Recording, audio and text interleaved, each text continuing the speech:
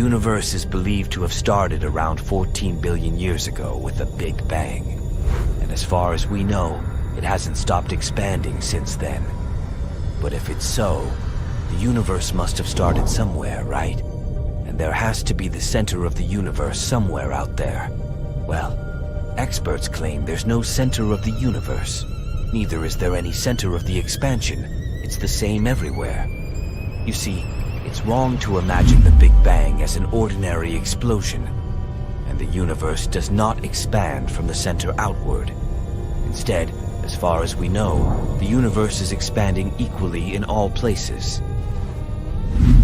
In 1929, Edwin Hubble said he had managed to measure the speed of galaxies that were located at different distances from Earth. He discovered that the farther they were, the faster they were moving away from us. Does it mean we are at the center of the expanding universe? Unlikely. It just means that the universe is expanding at the same rate everywhere. And wherever you are, it will seem to you that you're at the center of the universe. Now, about that Big Bang. If you watched a regular explosion in slow-mo, you'd see material expanding out from a central point. Right after the explosion, the center remains the hottest point.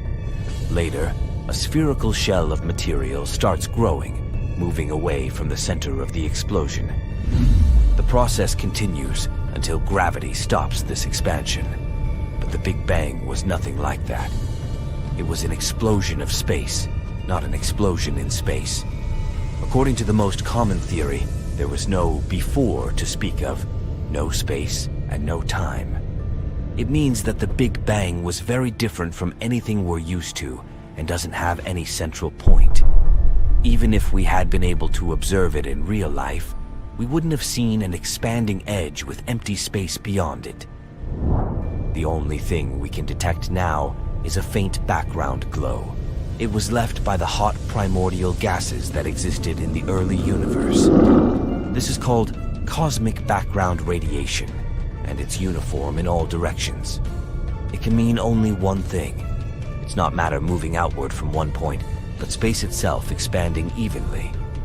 At the same time, the idea that the universe is expanding uniformly in all directions doesn't rule out the possibility that somewhere out there, there's a denser and hotter place that might be called the center of the universe. But as far as we can see, there's no sign of such a special point. The theory that the universe should be uniform is known as the cosmological principle. It appeared in 1933. Not so long before that, some scientists believed that the universe only consisted of our home galaxy. If this was the case, we could definitely consider the center of the Milky Way to be the center of the universe. But in 1924, Hubble put an end to that debate. He showed there were other galaxies besides our own. But in any case, how we see the universe is limited by the speed of light and the finite time since the Big Bang occurred. Even though the observable part of the universe is very large, it's likely tiny in comparison to the entire universe, which may be infinite. The universe might have many shapes, with or without an identifiable center.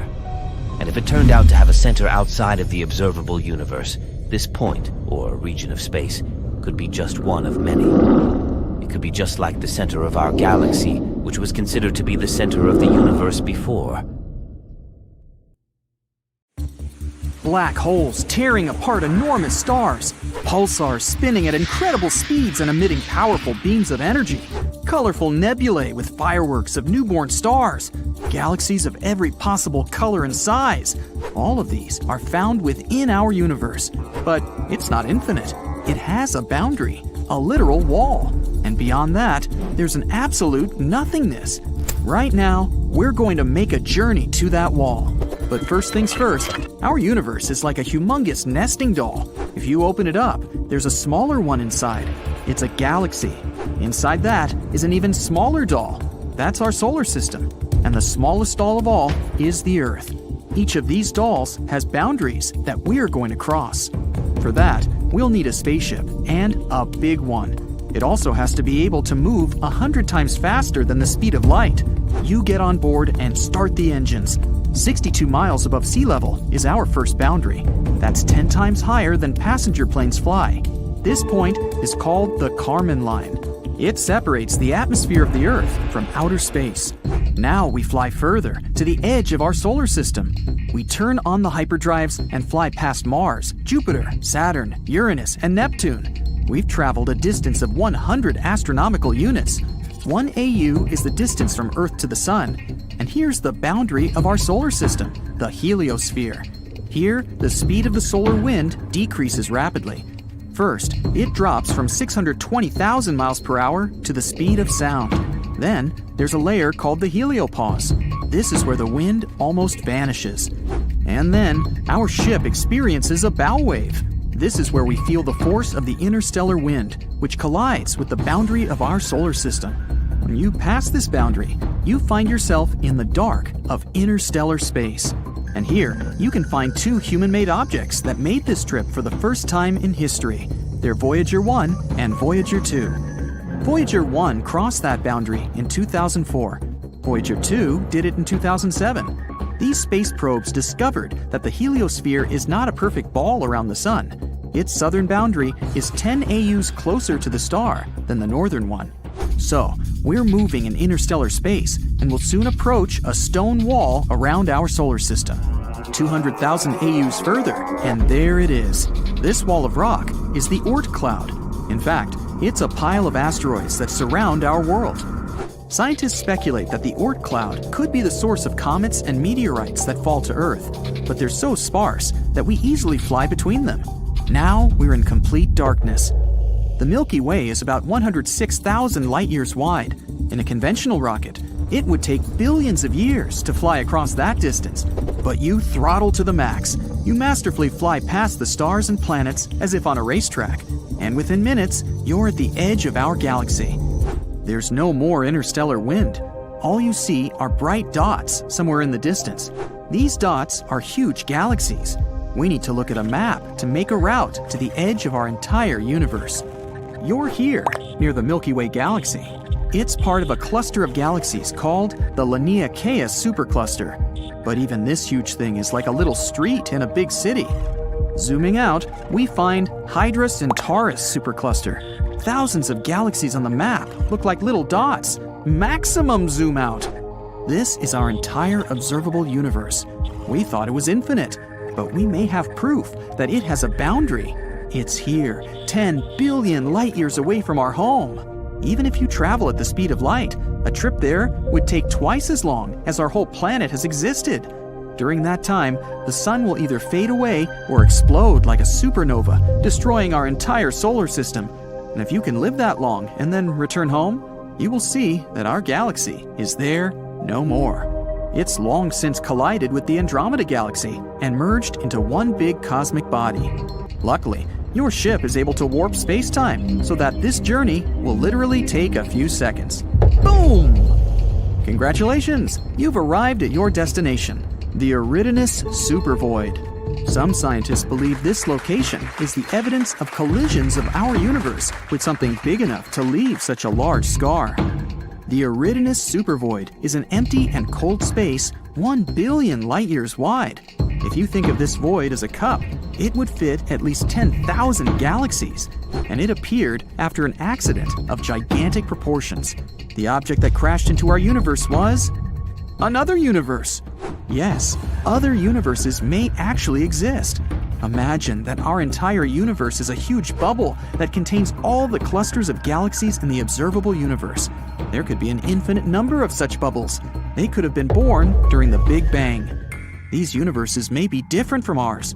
They may have other galaxies and nebulae. But these bubbles could also be parallel universes. This means that if you chose cereal over oatmeal in the morning, in another universe, your twin would choose the oatmeal. Every choice you ever made in life had completely different consequences in a parallel universe.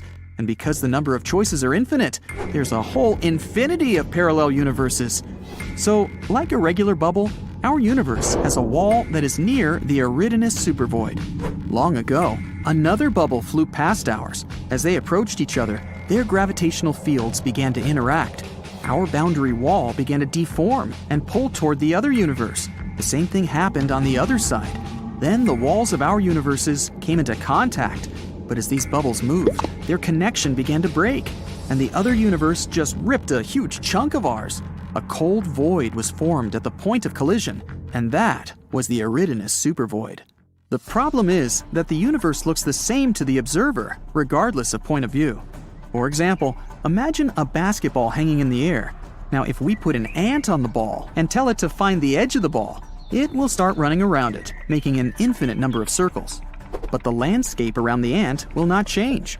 All it will see is a rounded horizon. That's because the ball remains the same from any point of view. The same thing happens to us when we try to find the edge of our universe, all because we imagine the world in three-dimensional space, and our view is limited.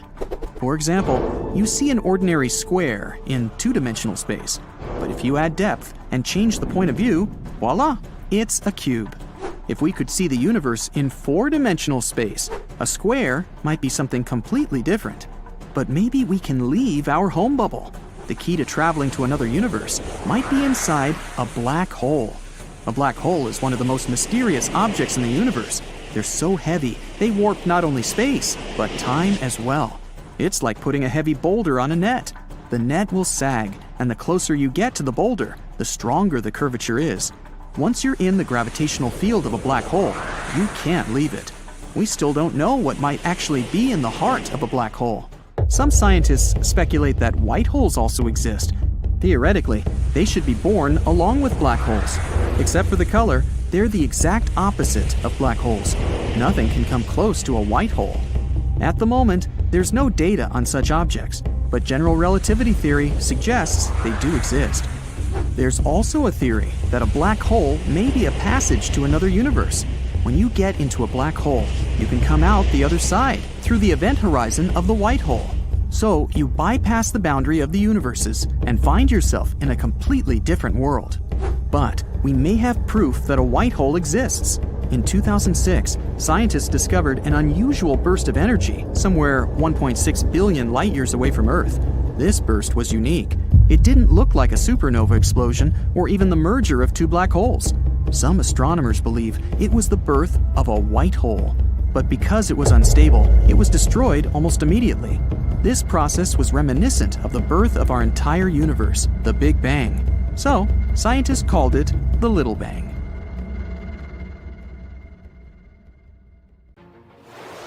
$13.8 billion years ago, a mysterious explosion happened in space. It was chaos, a time when the stars, planets, asteroids, the rest of the space bodies, and galaxies were born. It was the Big Bang, a theory we all know about. But no one knows for sure what happened, where the universe came from, and what was there before. Some even think the universe went through a cycle where it contracted and expanded several times. In 1991, a cosmologist from Stanford University named Andre Linde had submitted an article with the main idea that there was a possibility the universe had been created in a laboratory. His theory said there was a chance an advanced civilization somewhere out there had created our universe. This civilization has made an entirely new cosmos that later evolved its own planets, stars, and intelligent forms of life.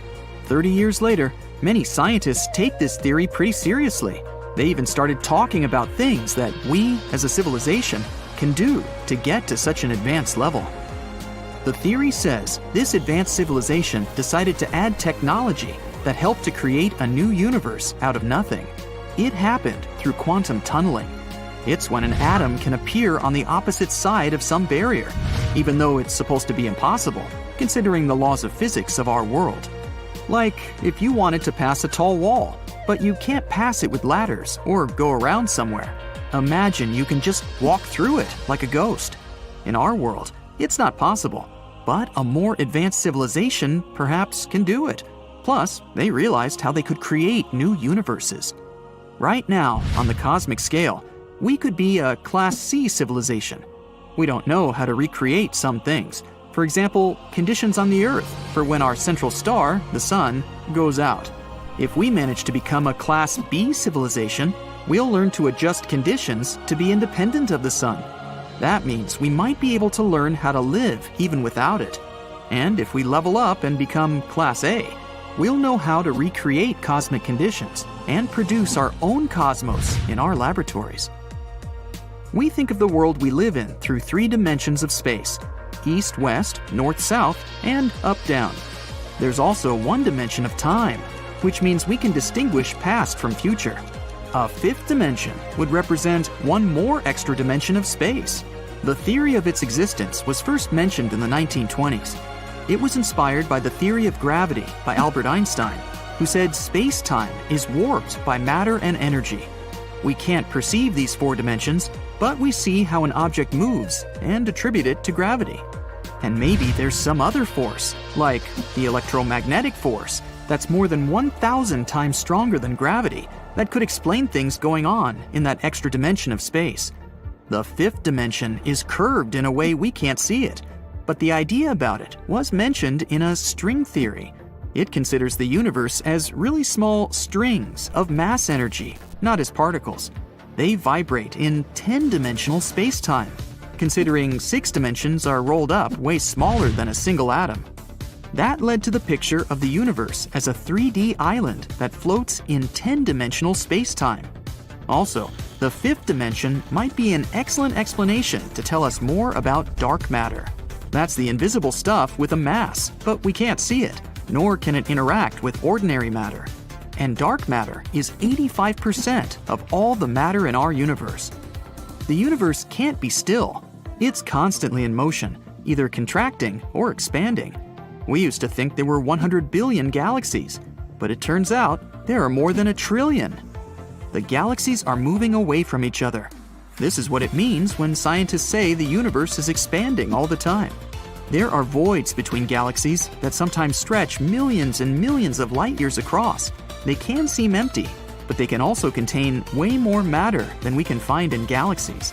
Still, stars usually can't be formed there because the matter between those areas has lower density. But there's still plenty of so-called intergalactic stars. A good example is the Virgo galaxy cluster, 10% of which are intergalactic stars. We don't know how exactly they got there, but there are 2 possible ways. 1. Stars can collide, merge, or pass close to another galaxy, which can kick it off from its parent galaxy. Option number 2. A supermassive black hole can accelerate a star to very high velocities if they have a close encounter, which can, again, make a star be expelled from its parent galaxy. If you could have a giant magnet, you could even pull something out from the vicinity of a black hole. That's possible if the magnetic field near a supermassive black hole is as strong as the black hole's gravitational field. But it doesn't work if we're talking about material that's already beyond the black hole's event horizon. That's a spot with a gravitational force so powerful, not even light can get away. You'd need to accelerate this material to the speed of light, at least, to get away. For that, you'd need an infinite amount of energy. But a magnet could help if something's heading toward the black hole but didn't get inside yet. When someone mentions a black hole, you might get a picture of some giant void in space. But the Milky Way is most likely full of thousands of smaller black holes that float around the galaxy. When a star comes to its end, it will destroy itself in a supernova explosion, which is a cataclysm of energy. In that explosion, the densities in the core will reach an intense enough state that nothing will be able to escape.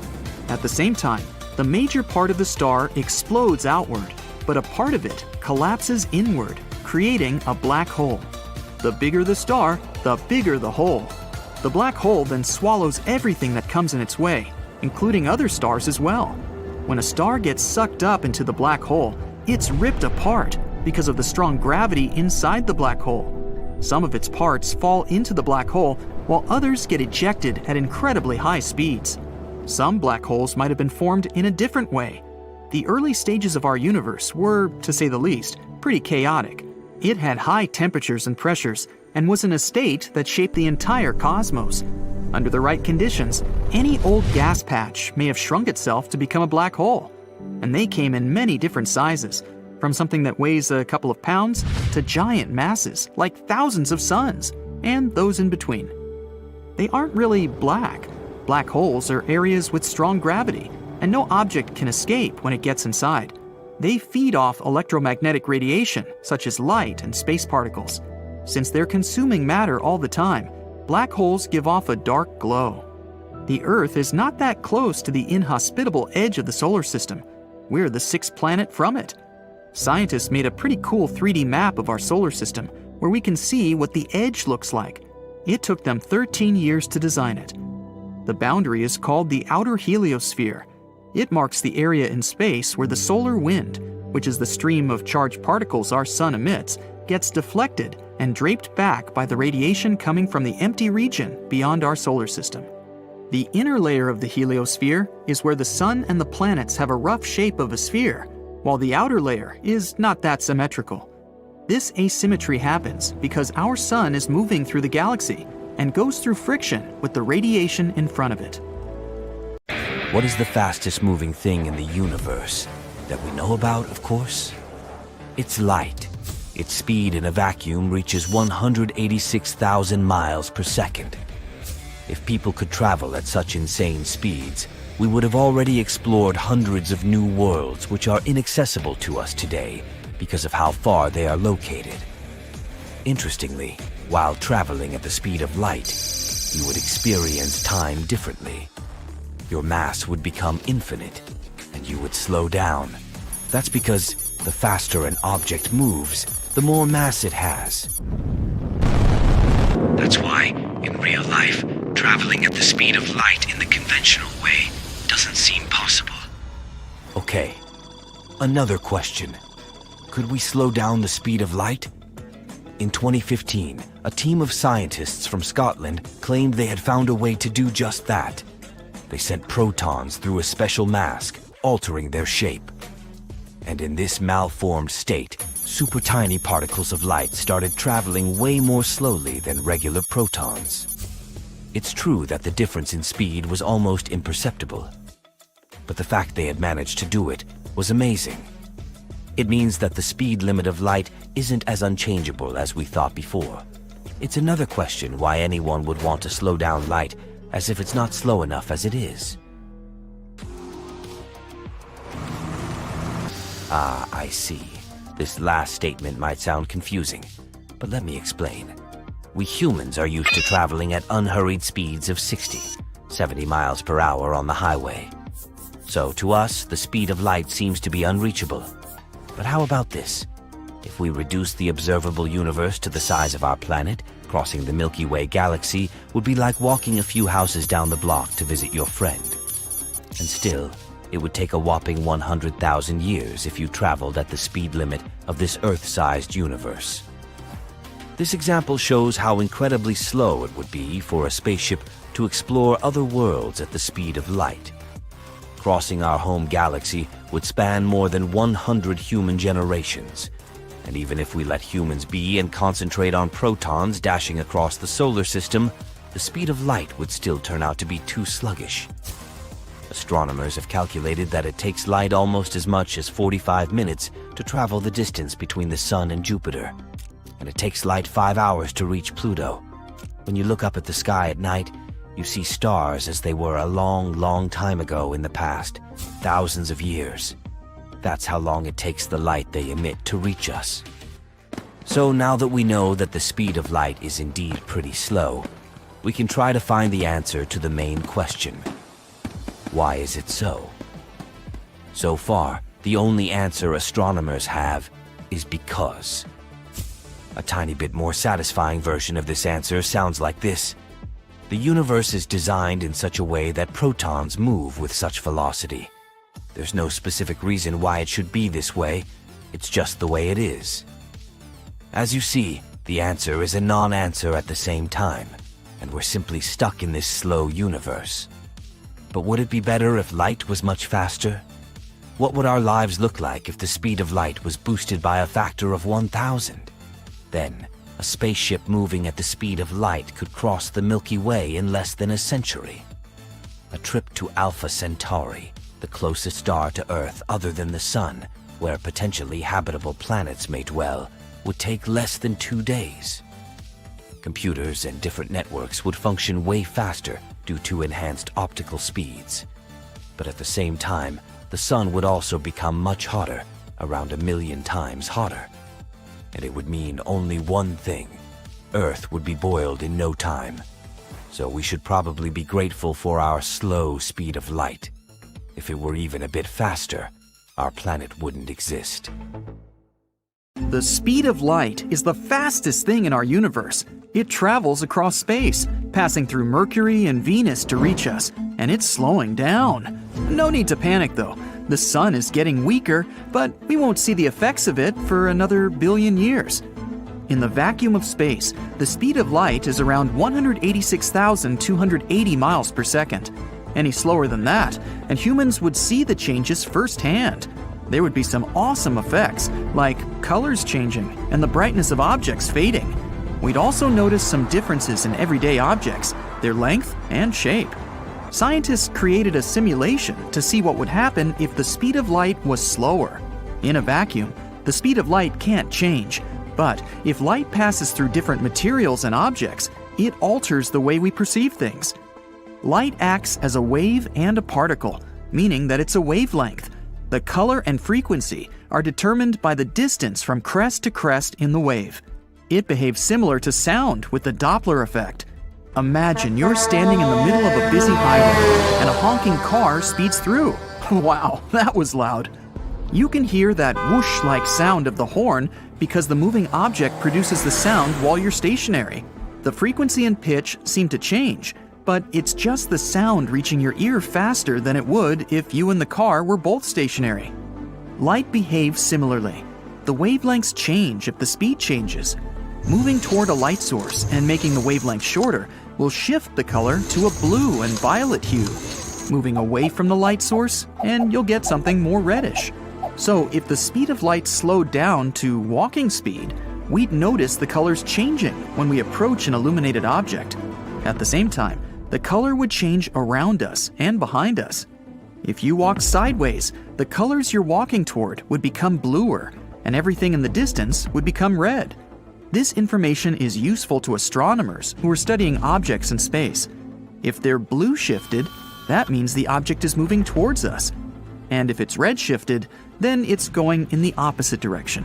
In fact, everything in the universe is red shifted, proving that the universe is expanding and getting further away from us.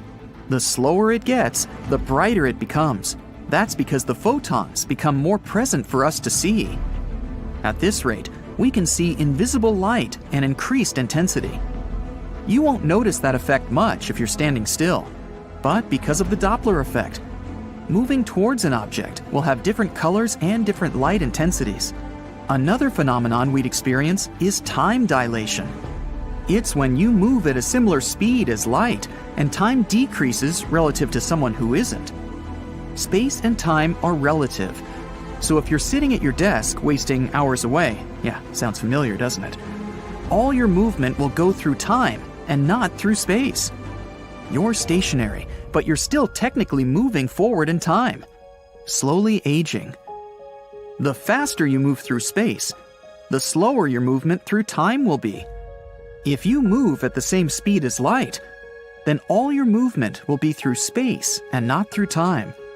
To notice that, you'd need another person to watch you. You're not in a time machine. You're both on Earth, experiencing the same time flow. To you, experiencing this firsthand makes it feel like you're going faster, because you're getting a lot more movement in space in a given time. The closer you get to the speed of light, the smaller you become. Well, not really, but it depends on who's watching. If you're the one traveling at such a speed, an object nearby will seem small, just as someone who's watching you travel at the speed of light will think that you're smaller than you actually are.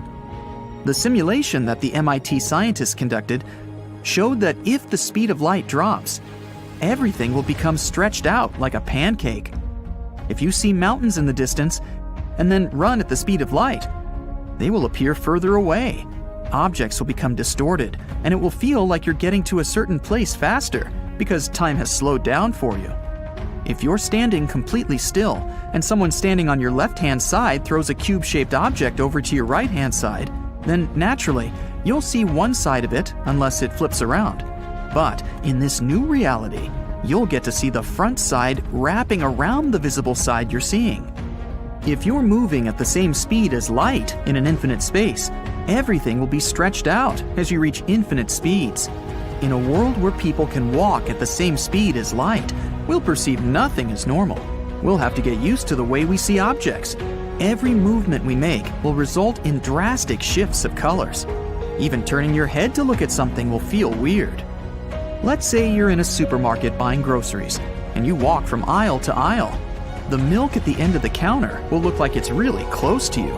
But when you approach it, you'll start to feel like it's getting further away from you. The milk will also look a bit red. As soon as you get closer to it, it will shift to blue.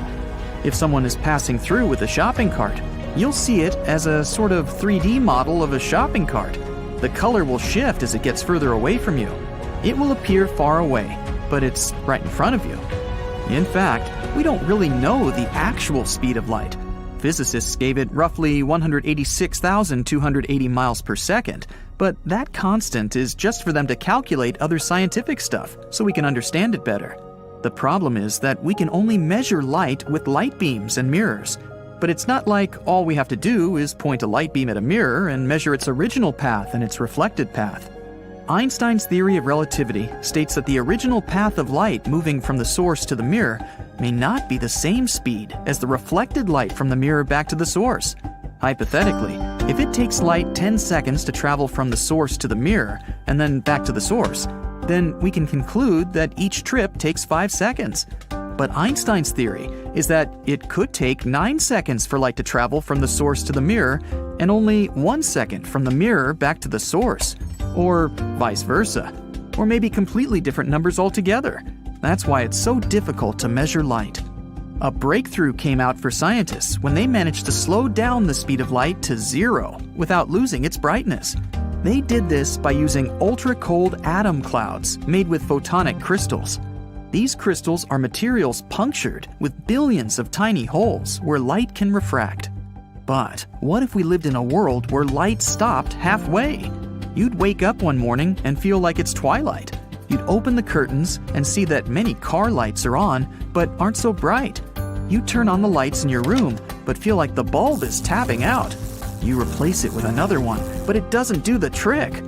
You turn on the lights everywhere in your house, but it's all just giving weak light.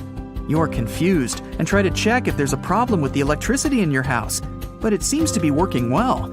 You check on your neighbors, and they also have the same problems. Even experts in the field can't understand what's going on. Hours pass, and it's all the same. All the light in the world seems to have frozen halfway. Your phone is low on brightness, even though you bumped it up to maximum. Everything is getting darker. You learn from the news that it's a global problem.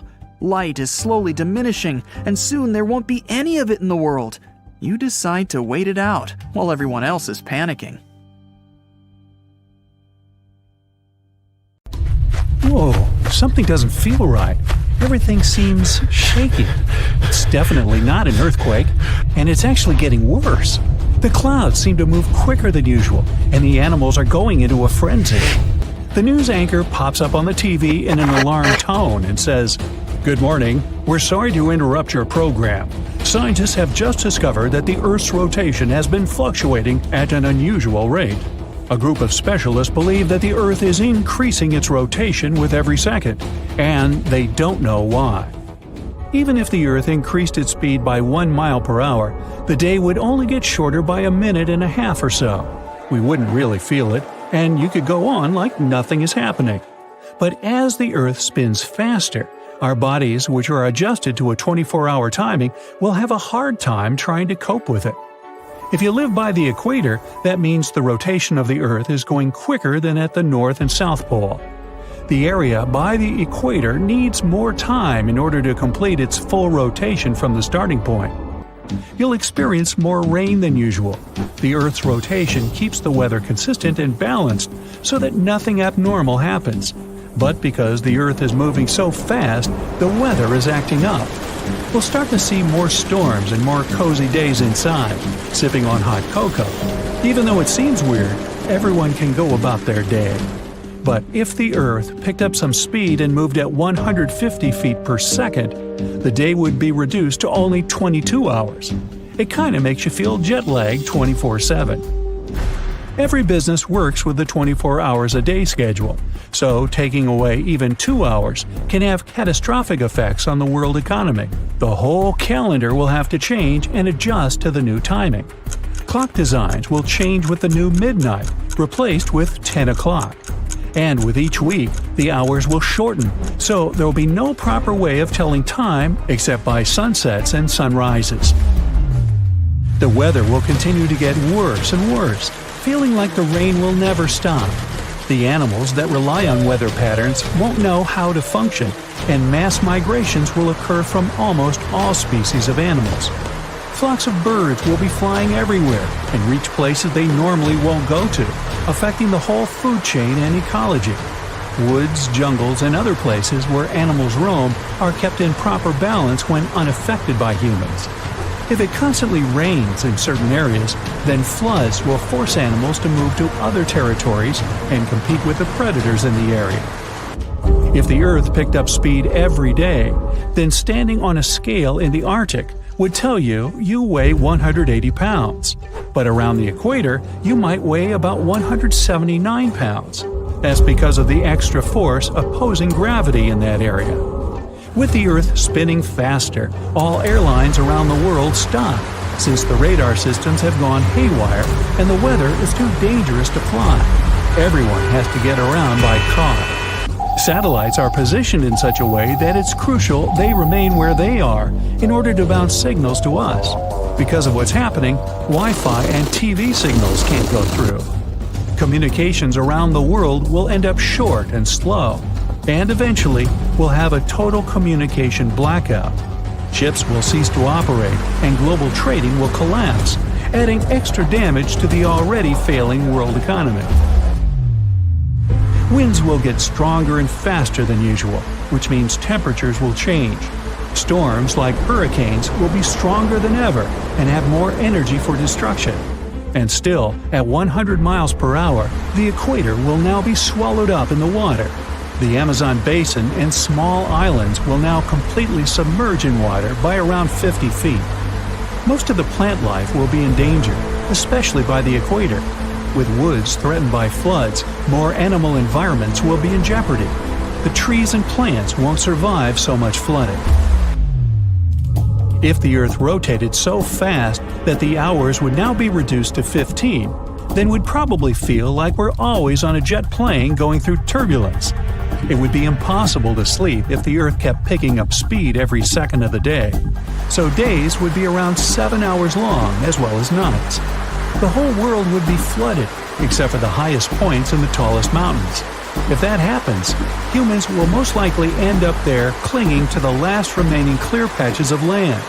Most of the animal life will be extinct as well. And as the Earth is spinning faster and faster, the crust will lose its durability, allowing more frequent and stronger earthquakes to happen. Volcanoes will erupt all over, even if they're submerged in water. It'll go on like this for quite a while. Many major natural disasters like earthquakes, tsunamis, volcanoes, and even melting ice sheets have sped up the speed of the Earth by milliseconds. So, with the Earth's continuing speed increasing, these natural disasters will make the planet go even faster. Even if it's just for milliseconds, it's enough to have major consequences.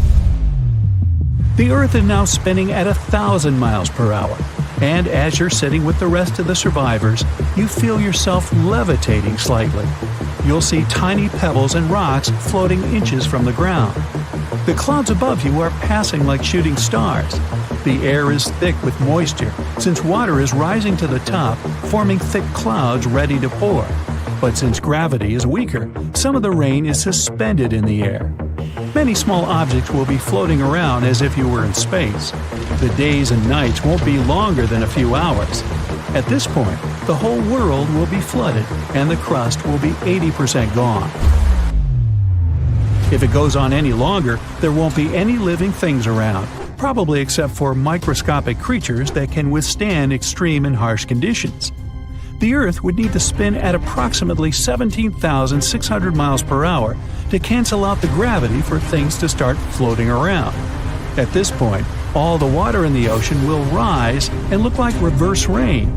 The large mountain rocks will separate from the bedrock and levitate above the ground, looking like little planets in space. The Earth is now spinning 17 times faster than usual, which makes one full rotation around its axis only 84 minutes instead of 24 hours.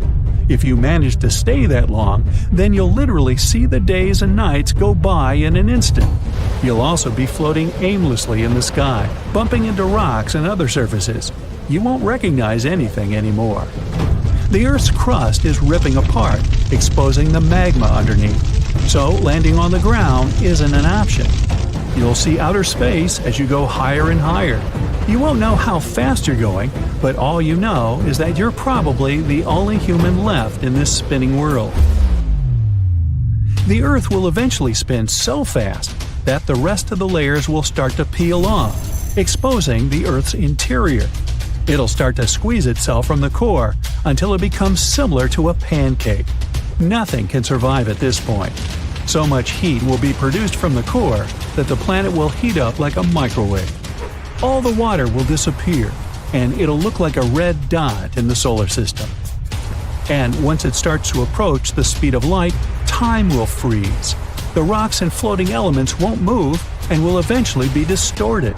And with enough effort, the Earth will eventually turn into a black hole.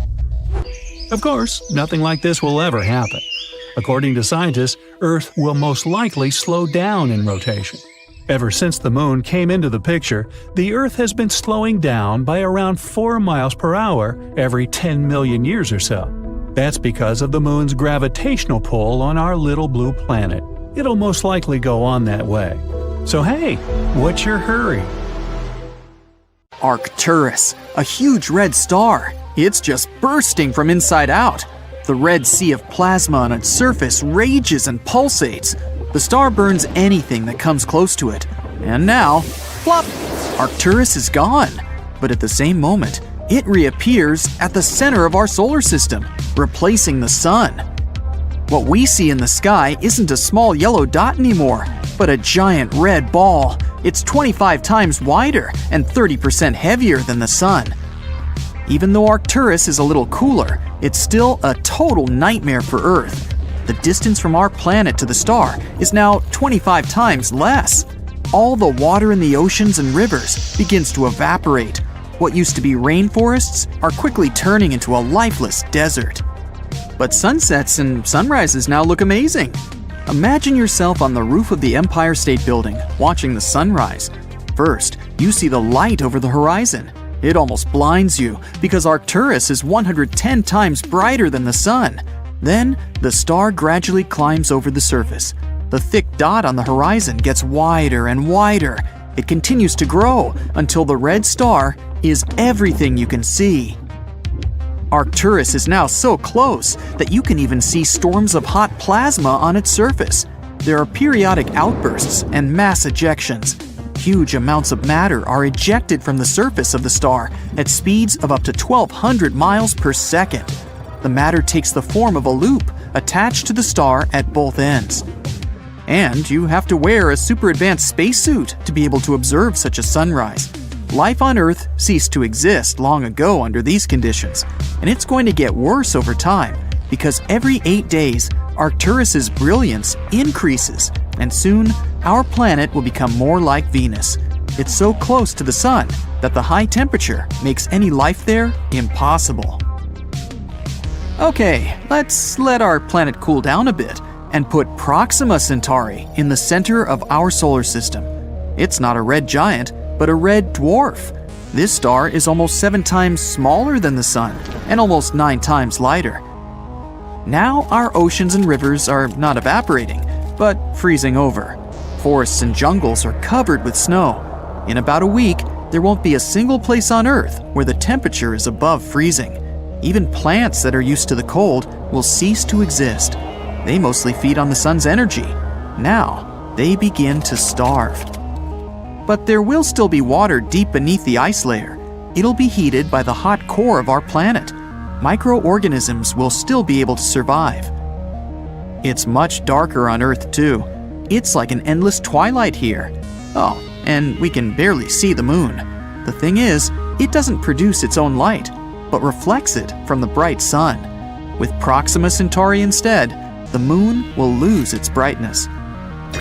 Hop on the bright side of life together with our brand new tees, hoodies, and more. Click the link to pick your choice. But an even bigger problem would be with our orbit. The sun has a certain gravitational force, and it keeps us just in the sweet habitable zone, where we're not too hot and not too cold. Proxima Centauri's gravity is much weaker, and Earth is slowly drifting away from the star. We now run the risk of encountering asteroids flying through space, or even other planets. But the worst-case scenario is if Proxima Centauri simply can't hold our planet, and we fly away into dark space. Then, you can forget about any forms of life here. Now, let's put Sirius at the center of our solar system. It's the brightest star in our night sky. It's only 70% bigger than the sun, but almost twice as hot. So its glow is not only bright, it's sizzling. And its light is not yellow, but somewhere between blue and white. You couldn't go out in the city without sunglasses, or Sirius glasses. Still, you wouldn't want to walk the streets, where the asphalt is boiling anyway. You could literally fry eggs on the curb. Of course, by this time, all life on Earth has long since disappeared. But it's not just because of the temperature. Sirius emits enormous amounts of radiation. Our atmosphere serves as a shield against the sun. But in the case of Sirius, that shield wouldn't be enough. Now, why don't we take a more bizarre approach and make ourselves a double star system? These are two stars that revolve around a common center. And there's our Earth, safe and sound. It's all about the size and brightness of the stars. These two aren't too big, and they give off as much light as our sun. All that matters to us is that our planet is in the safe zone of the double star system. At sunrise, you first see one star appear from below the horizon, and then, a couple of minutes later, the other. The only problem is that this beauty may soon explode with enormous force. In binary systems, one star is always heavier than its companion. Sooner or later, it starts pulling matter away from the smaller star. Gradually, the bigger star just eats its neighbor. Then the big brother can reach a critical mass and explode. This explosion would be about as strong as a supernova. It would destroy our entire solar system. The light from this explosion would be visible for hundreds of light years away. And after that, there would be a huge nebula in the place of our star system. It's stardust and particles that are left from our world. Going to the realm of the crazy now, a black hole. Yes, there's one at the center of our solar system now. We know black holes are scary, mysterious objects that pull in everything in their path. But even around a black hole, there is a habitable zone. You just have to be far enough away so that it doesn't drag you down into its black abyss. Mercury and Venus would be too close to the black hole, so most likely they'd be torn apart and then head for the event horizon. This is the last stop before hitting the singularity, the heart of the black hole. There are only two problems: light and time. A black hole pulls light in instead of emitting it, so the Earth will quickly become dark and cold. And time goes slower around heavy objects. Near a black hole, 1 second can be equal to weeks or even months away in outer space. We won't feel this difference, but the entire universe around us will develop faster relative to us. Any object can become a black hole if it's compressed to a certain size. For example, the Sun can become one if it's shrunk to a width of 3.7 miles. And even the Earth, if you squeeze it to a width of 0.7 inches, it becomes a black hole. Oh, now there's some little rock lurking in the center of our solar system. It's a neutron star. It's about 18 miles wide. Some meteorites are much bigger than that, but it has a mass comparable to the Sun. So its gravitational force is about the same, and our planet's orbit is intact. But the problem is that neutron stars emit next to no visible light, so it's now permanent night on Earth. Still, it gets very hot here. When a neutron star is born, It can be several times hotter than the sun at first, but it quickly cools down to the temperature we're used to. So there's a chance that all life on Earth hasn't yet been scorched. Another problem is that these little guys are rapidly spinning and can become pulsars. It's kind of like a powerful spotlight on two sides of a spinning star. Neutron stars also eject radiation at tremendous speeds. These rays will make our planet literally sterile. No life form would be able to exist under these conditions. And now, it's time for the biggest star ever known, Stephenson 218. This red giant is 2,150 times larger than the Sun, and if we place it at the center of our solar system, its edge will lie on Saturn's orbit. So Mercury, Venus, Earth, Mars, and Jupiter are already swallowed by the huge star. Saturn, Uranus, and Neptune are roasting like chestnuts on a fire and will soon evaporate. In fact, this could happen to our Sun as well. The older it gets, the redder and bigger it becomes. It'll eventually run out of its fuel, hydrogen, and the Sun will start to burn heavier elements in its core. This will cause it to expand. Then we'll see more beautiful sunsets and sunrises, but the temperature will become too high. In theory, the Sun will get so big that it'll swallow the Earth, and then it'll explode in a supernova, leaving nothing of our entire solar system behind. Shiny. This tool is always available, 24/7. It improves your accuracy and reduces the number of errors. It can perform boring and repetitive tasks instead of you. You've probably guessed that I'm talking about artificial intelligence. But what if I also told you that it has the potential to make humanity disappear? Leading computer scientists and technologists are worried. They believe AI poses a risk of extinction to our civilization. And it's so serious that the situation calls for global action. Experts claim that super-powerful AI systems can only be developed after we become confident that their effects will be positive and risks manageable.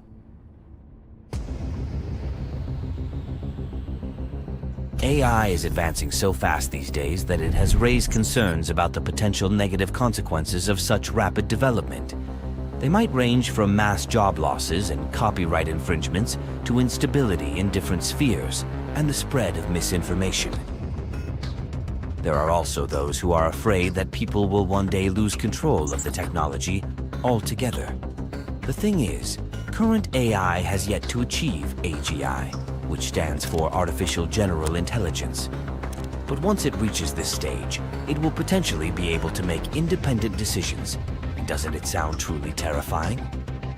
But the most alarming thing, researchers at Microsoft say that GPT-4 has shown sparks of AGI. It turned out to be capable of solving difficult tasks spanning math, coding, medicine, psychology, law, and many other fields. And it didn't need any particular prompting while doing this. So, are we on the road to superintelligence? And why are most people not worried about it? It might be because we are confused about the very term AI. Most people associate AI with sci-fi movies and don't realize it's our reality now. Nowadays, AI is a broad topic. It ranges from our smartphones to self-driving cars to something that can change our future dramatically and irrevocably. Let's clear things up. We should stop thinking of AI as robots. A robot is just a container for AI. Sometimes they might mimic the human form. Sometimes they don't. But AI itself is inside. AI is the brain, not the body, if it has any. Have you ever used, let's say, Siri? I bet if you're an iPhone owner, you have. So Siri is an AI, and the voice you hear is a personification of that AI. And guess what? There's no robot involved whatsoever. Now, back to the dangers AI might present. There's a chance that soon, AI chatbots will become more intelligent than humans. And then, AI may start, or be used, to generate misinformation capable of destabilizing society. In the worst-case scenario, however unrealistic it may sound, machines might become so intelligent that they will take over the world, which would lead to the extinction of humankind. there are other, no less pressing concerns. For example, AI could start playing a big role in making decisions affecting our lives. Imagine people becoming so dependent on AI that they can't live without its advice and guidance. They rely on it in all spheres of their lives, from buying groceries to choosing a vacation destination to picking a name for their child. Sounds scary, doesn't it? Lots of jobs, more than 300 million all over the world, will be, and already are, at risk because of AI. It happens as certain tasks and job functions become automated. This tendency might also affect administrative jobs, the legal sphere, architecture, management, and more. At the same time, we must acknowledge that AI is beneficial for many sectors. Experts predict a 7% increase in global GDP thanks to it. For example, some areas of science and medicine are already taking advantage of AI, developing new medicines and treating some diseases. For the time being, countries are trying to pass special AI-related legislation. It's supposed to classify AI into 4 risk-based categories, deal with fakes, and make companies register their algorithms with regulators. Now, sure, science and technology will continue to evolve, but there are some inventions we just have to forget about. Not because we don't have the resources for them, but simply because they are physically impossible. On that note, let's talk about human teleportation, a cool concept you may have seen in the movies. Quantum teleportation has been demonstrated in labs, where scientists have managed to create a connection between entangled photons over long distances. But let's be real, that's a far cry from teleporting an entire human being. Plus, the teleportation in the Star Trek universe, for instance, involves something called destructive copying, which means the original person gets obliterated. Ouch. So even if teleportation were somehow possible, it would be basically like stepping into an annihilation machine. On top of that, the sheer physical and energy requirements for teleportation are mind-boggling. Just imagine a system that can instantly scan, record, and transmit every single bit of information that makes up a human body. And then, it has to compile that person at the destination without even slightly messing up a single molecule. It's a whole lot easier to send someone a PDF. So, as much as teleportation sounds awesome, it's not something we can realistically achieve. The technology and energy needed for such a feat are way beyond our current capabilities. Maybe someday in the future, but for now, teleporting ourselves from one place to another remains firmly in the realm of science fiction. And so, mass transportation needn't be worried about becoming obsolete. Human teleportation isn't the only thing on our impossible things list. Let's dive into the concept of time travel too. Thanks to the genius of Albert Einstein, we've come to realize that time travel is actually a thing, at least technically. Einstein's theories proposed the existence of these nifty things called wormholes, which could connect different parts of space and time. In other words, they might just be the key to creating a legit time machine. Now, here comes the tricky part. According to some super smart physicists, if we ever want to build a time machine, we'd have to figure out a way to harness the energy of an entire star or a massive black hole. And that's not all. There's an even bigger challenge. We'd also need to stabilize the wormhole and make sure that the entrance, or the place where we step into the wormhole, stays open for our return trip. Because, let's face it, nobody wants to go back in time only to find themselves stuck there forever. Unless you could buy Apple stock right at the beginning. Imagine this. We've all seen those cool spaceships in movies that have these awesome protective layers, right? Well, it's not completely out of the question that someday our spaceships could have a similar setup. They could be surrounded by a special layer made of charged plasma or a super strong electromagnetic force. Now here's where things get a bit tricky. When it comes to personal force fields, it's a whole different story. You see, a force field's main job is to either soak up or bounce back a whole lot of energy coming at it. In order to do that, it has to push out with an equal or even stronger force to stop the energy from getting through. Now, if we're talking about a force field just for one person, things get a bit more complicated. The only cosmic force that could potentially work for a personal force field is electromagnetism. But here's the thing.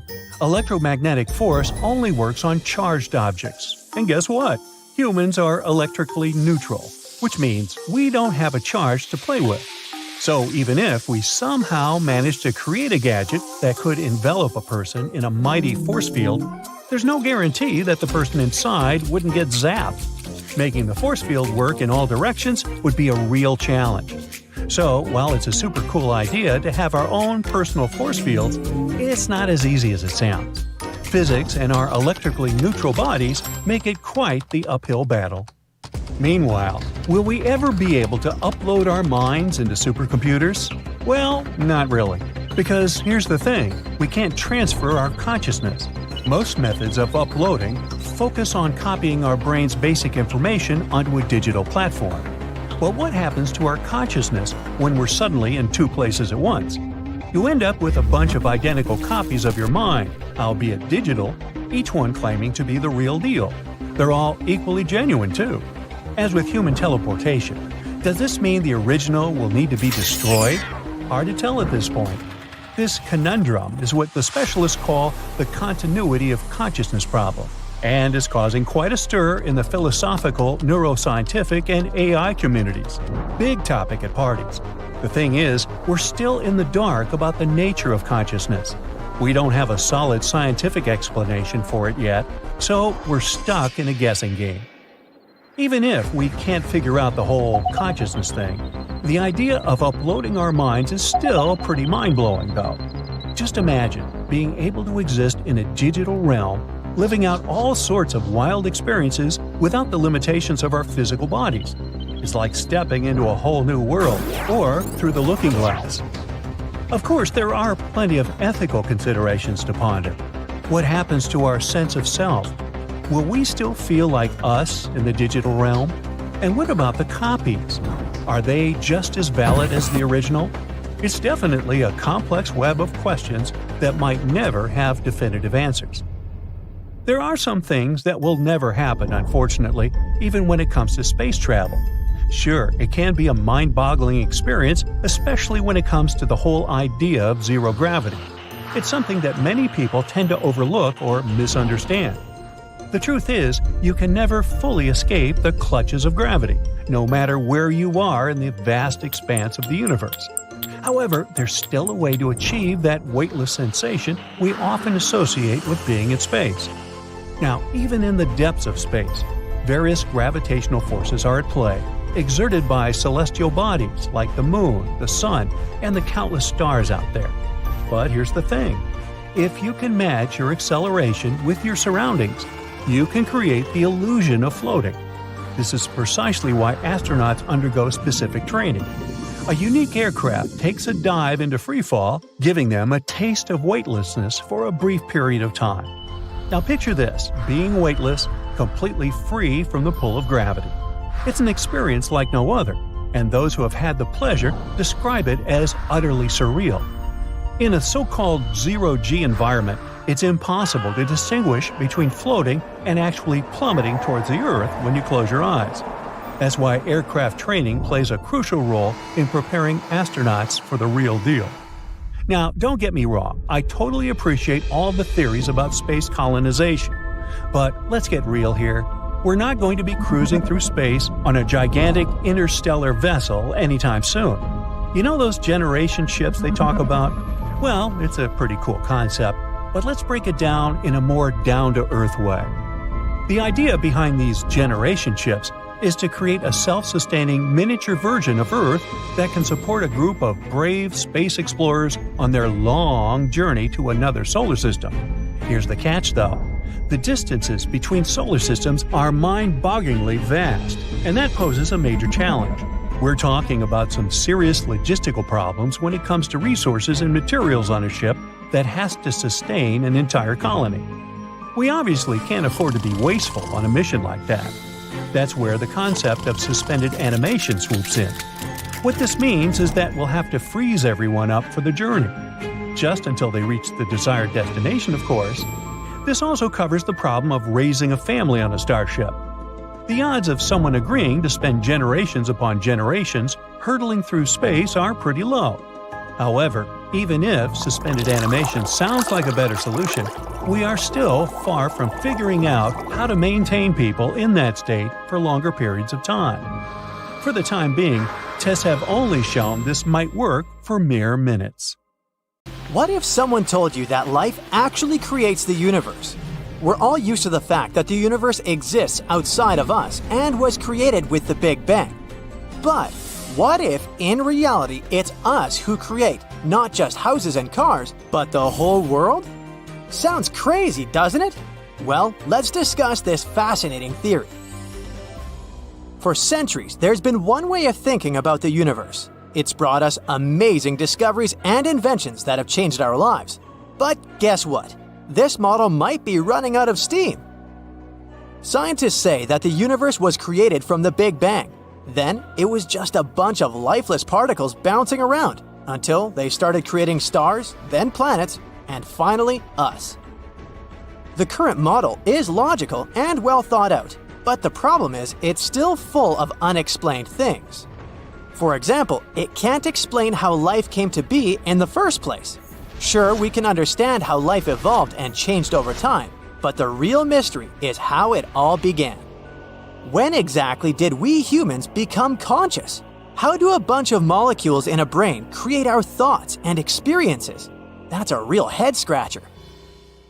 And even if we put the life and consciousness stuff aside, the current model falls short in explaining the basics of our universe. We know about the Big Bang, but where did this Big Bang come from? How can something come from nothing? It's a great puzzle, and we don't have the answer yet.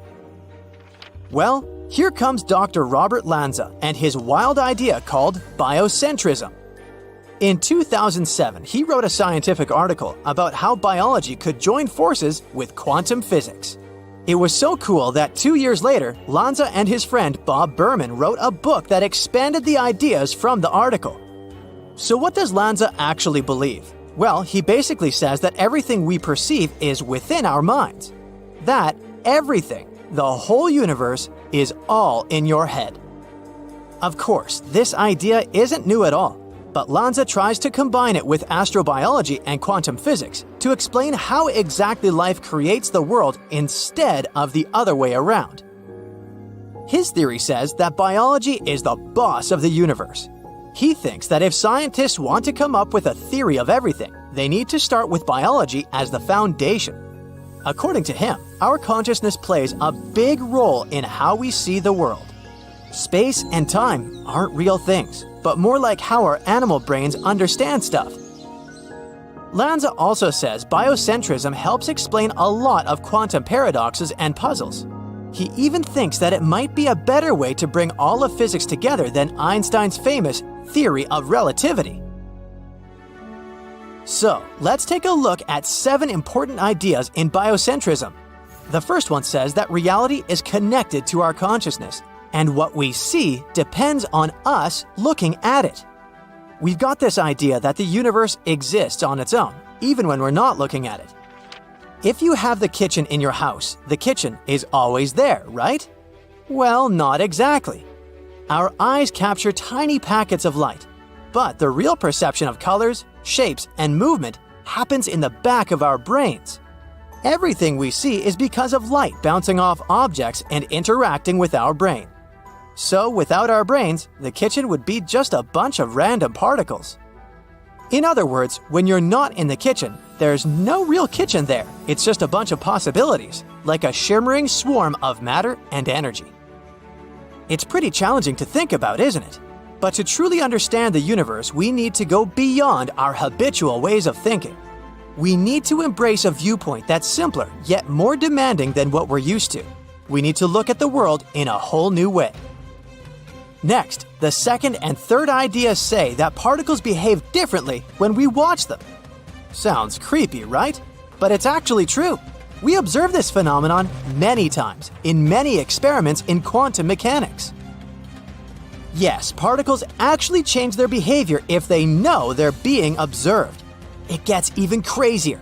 Some particles can even instantly influence each other, no matter how far apart they are. It's like little atoms have a secret connection that defies space and time. This is why Lanza believes that bringing the observer into the picture, like us humans with our thoughts and perceptions, can help us understand things better. He thinks that the observer is the missing puzzle piece that can help us find a way to bring all the laws of the universe together. The fourth idea says that consciousness is super important, and without it, things get all fuzzy. Like we said, everything is intertwined, and there's no separate universe out there that's not connected to living things.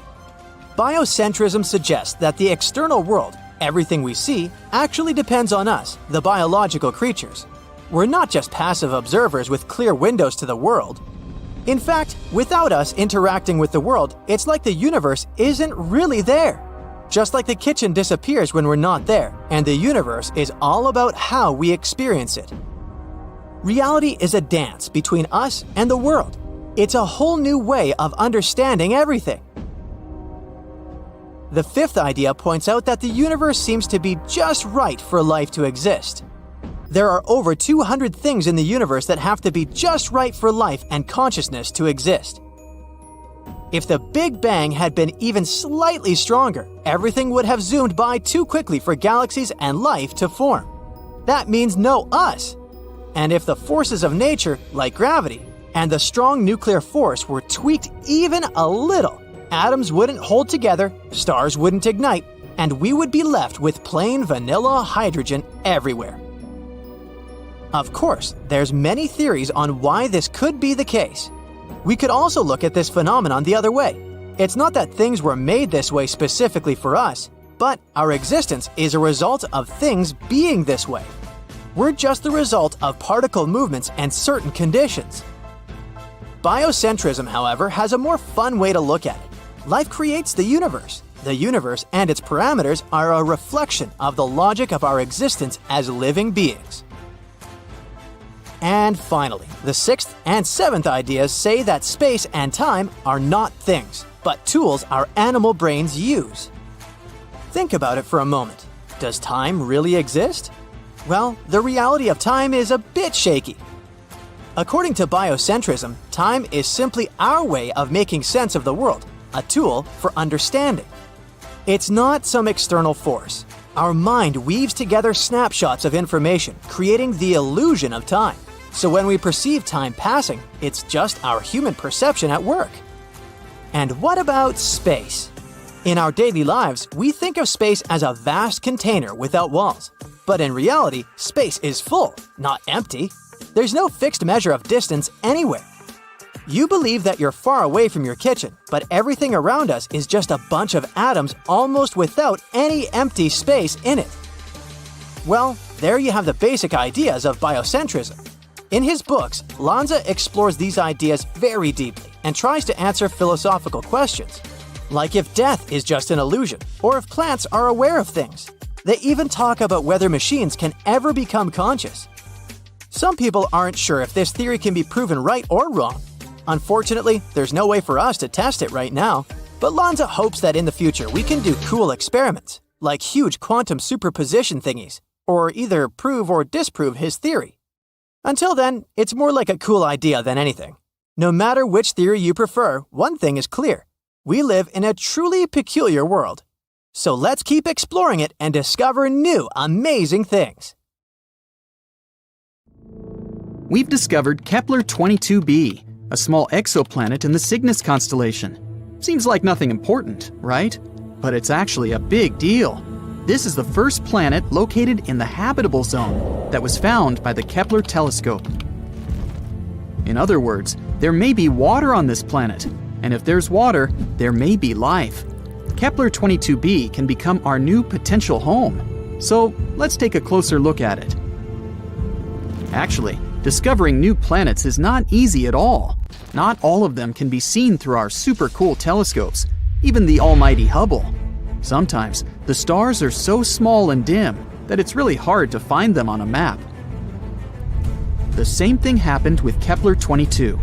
In such cases, scientists have to use a special method.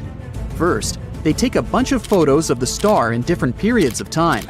Then, they look at them and think, are there any dark dots on this star somewhere? And if they find one, that might be a planet. These photos actually help us to discover some very important stuff. Like, first of all, this planet exists. Secondly, here is its size, radius, and proximity to the star.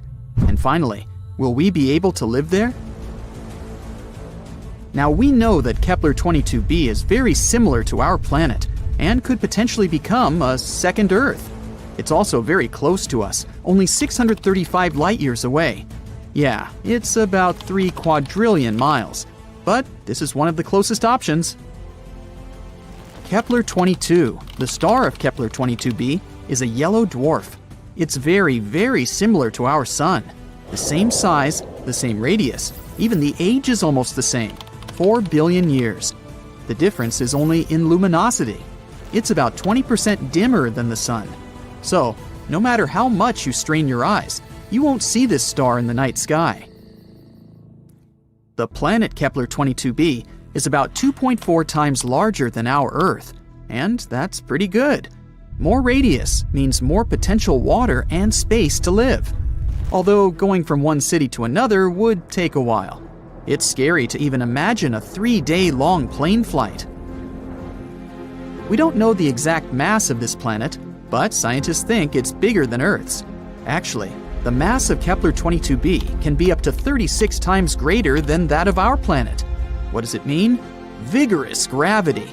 If the planet is 36 times heavier than Earth, then gravity there will be about 6 times stronger. Can you barely lift 20 pounds of potatoes? Try 120. Not to mention that you yourself can become much heavier on that planet. You'll have to get incredibly pumped up just to walk there. You have to literally turn yourself into a bodybuilder just to get to work. The worst thing is that with such gravity, it'd be incredibly difficult for plants to survive there. They'd need at least a little freedom to rise up from the ground. And animals. Our dogs and cats would have to turn into little balls of muscle to survive there. But if this planet has its own animals or other inhabitants, we can roughly imagine what they may look like. They probably have a lot of legs to make moving easier. They aren't really tall, but they're very massive and extremely strong. Muscular giant spiders? Could be worse, I guess. The good news is that this is all unconfirmed information. If we're very lucky, and gravity there turns out to be just a bit stronger than Earth's, then, of course, it'll be much easier to live there. The next thing we know about Kepler-22b is that it's about 15% closer to its star than we are to the Sun. If Kepler-22b existed in our solar system, it would be located somewhere between Earth and Venus. Does that mean we're all going to burn? No, silly. As I mentioned before, the star Kepler-22 is pretty cold, just some 10,000 degrees Fahrenheit. And that's why we can assume that the temperatures on Kepler-22b will be about the same as we have on Earth. If the planet orbits its star the same way Earth orbits the Sun, which we don't actually know, Kepler-22b can rotate around its star on its side, like, for example, Uranus. What? Didn't you know Uranus is actually lying on its side? Also, look at its rings. Yes, Uranus also has rings, like Saturn, but they're vertical. The universe is truly a mysterious place. So, if Kepler-22b is really something like that, then the weather on the planet will be, to put it mildly, not very good. Incredibly cold winters will be regularly followed by hot summers. And, just like with tidally locked planets, we'd be able to live more or less comfortably only on the narrow piece of land between these two crazy sides. Let's hope that this is not the case and the planet rotates normally. But it's not all that bad. Studies show that there may be an ocean on Kepler-22b. You already know that water means life, but in this case, it's also a big plus because a planet covered by an ocean always has more stable temperatures. The water absorbs some of the heat and distributes it evenly across the planet. The hot parts cool down, and the icy ones warm up. By the way, that's exactly what happened to Earth billions of years ago. When our planet started getting its first little puddles, our beloved moon helped these puddles to spread all over the planet. Thanks to this, a burning horror that used to be our Earth turned into a cute little ball full of life. So, if Kepler-22b has water but no atmosphere, scientists think that the average temperature there could be around 12 degrees Fahrenheit. But if there's also an Earth-like atmosphere, then the temperature can reach 72 degrees Fahrenheit. That would be nice. And finally, 1 year there is equal to 290 Earth days, about 9 months. The planet has no natural satellites, so unfortunately, we'd have to say goodbye to a beautiful view of the moon. On the bright side, we'd probably be able to see the sun as a distant little star. We could admire it in the night sky, remembering our home, while not hiding from giant spiders. And this is all that we know at the moment. Unfortunately, it's quite difficult to explore such planets, so there's a lot of very important data that we don't know. For example, what kind of planet is this anyway? Yep, we're missing the most important information about Kepler-22b. We don't know if it's a rocky planet or not. And if not, then all the previously mentioned information means nothing. It may turn out to be a gas planet, or a planet covered with gas but with a solid core, like Neptune, or a water world covered with a giant ocean. In this case, it better be a water planet. Then at least we could build some kind of underwater city there. We could filter the water and eat fish, until we evolve into an amphibious species. Does it even count as evolution if we go back to our roots? Scientists, however, think that Kepler-22b may turn out to be a Neptune-like planet. Some astronomers have even assigned the planet to a category of mini-Neptunes. Yes, this is a real planetary category. But this hasn't been proven yet. But even if, fortunately for us, Kepler-22b turns out to be a rocky planet, we still don't know what the atmosphere is like there. Does it exist at all? What if it turns out to be something like the atmosphere of Venus, which is more toxic than your ex? Then we'd have to dig deep underground to somehow survive on this planet. And then we'd have to come up with a heat source, because it's pretty cold underground. Yeah, let's hope this won't be the case. There are many possibilities with Kepler-22b. So far, we don't have a clear answer. But let's hope that scientists will find it before we load the first people into shuttles and send them to conquer Kepler-22b. That would be awkward if it turns out to be a gas planet, or something like that. The infinite vasts of the universe hold endless possibilities and secrets. And here's one of the intriguing questions: how life and we as humans would look like on other planets. Imagine a world where the laws of physics, the environment, and the conditions are vastly different from what we're used to. How would we adapt and evolve to survive in these strange new lands? Let's see. Mercury is the closest planet to the Sun and has a thin atmosphere.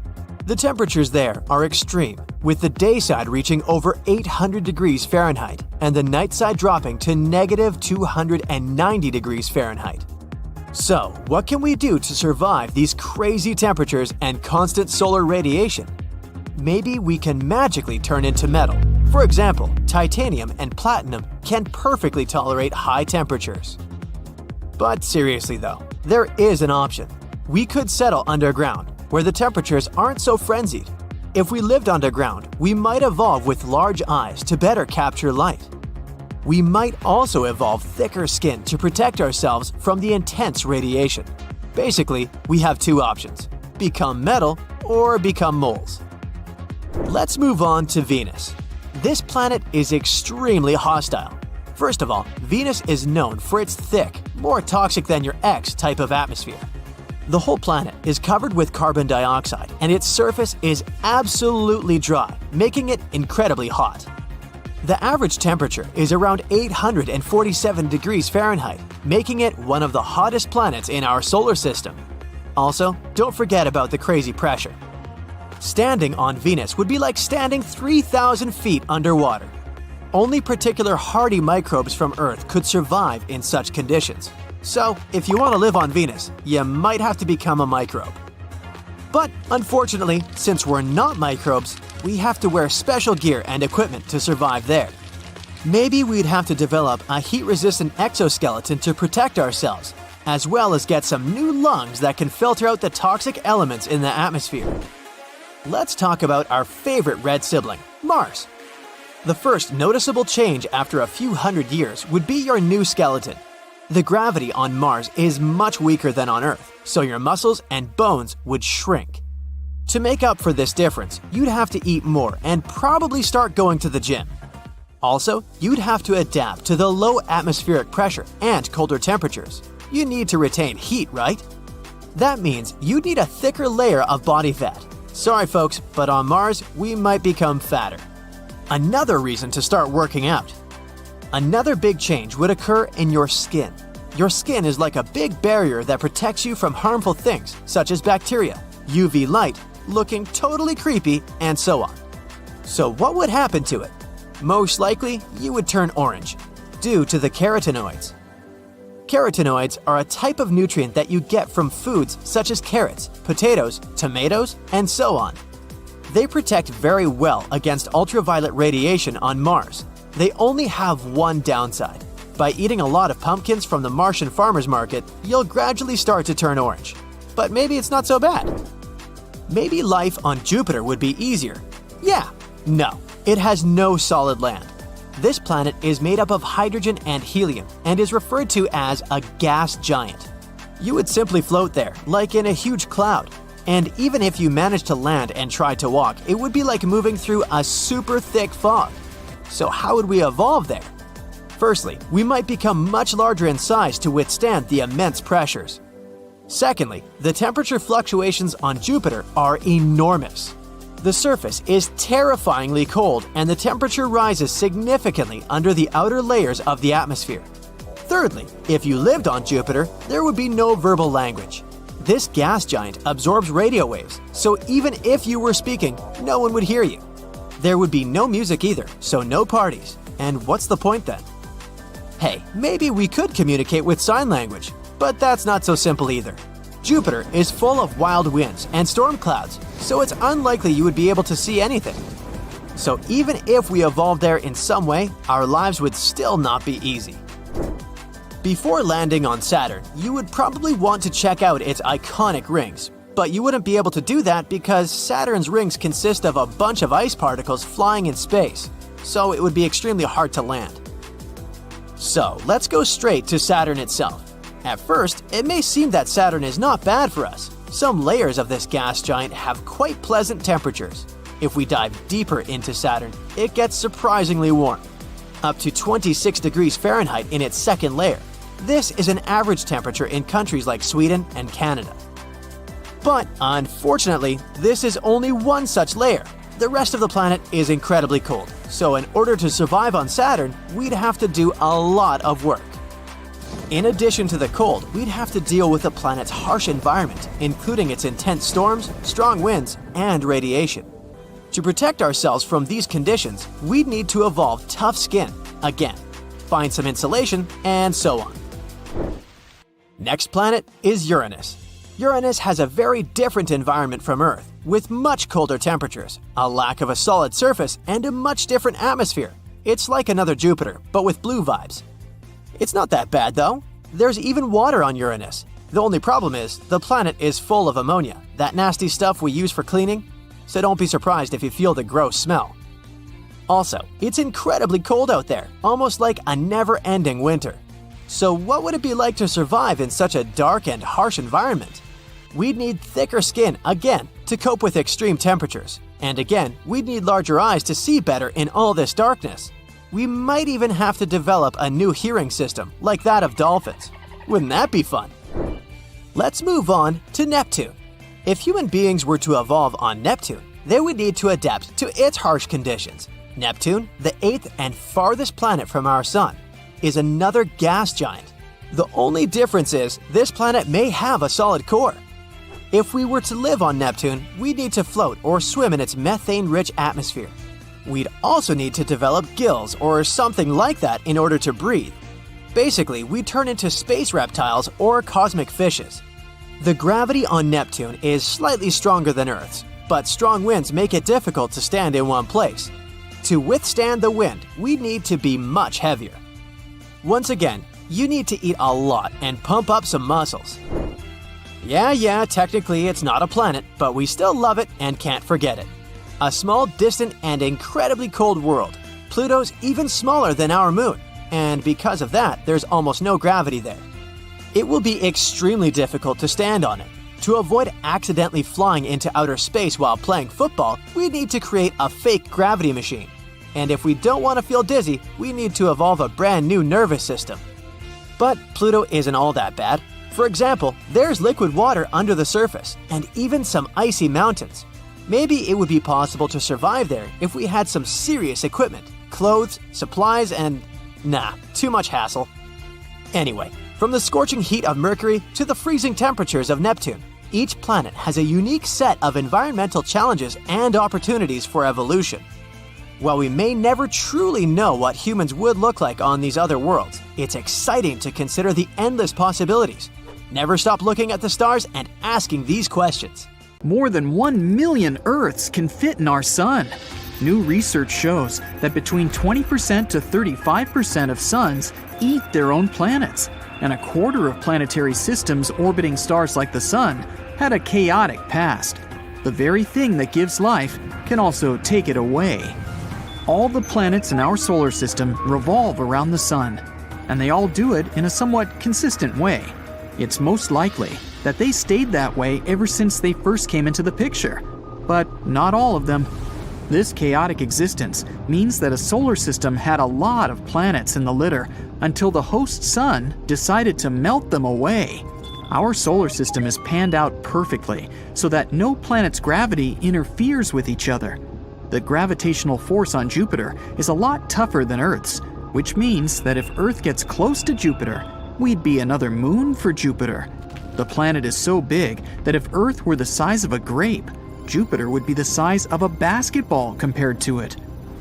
Even with the best technology in the world, it's difficult to tell if stars do, in fact, eat their planets. The best way to study this is to observe binary systems. That's just a sciencey way of saying a system with two stars orbiting each other. Usually, the two stars were formed around the same time from the same gases and the same conditions. It means they should contain the same elements, more or less. When you open your eyes in the morning, the sunlight that's been traveling for millions of miles greets you. The closer we get to it, the hotter it is. But the rays traveling from the sun also contain certain chemicals that make it unique. The chemicals that are associated with the sun are light materials like oxygen, carbon, hydrogen, and helium. You can find some other stuff in it too, but these are the main ones. By studying these elements, you can learn the history of a solar system with enough detail to determine if it was chaotic or smooth.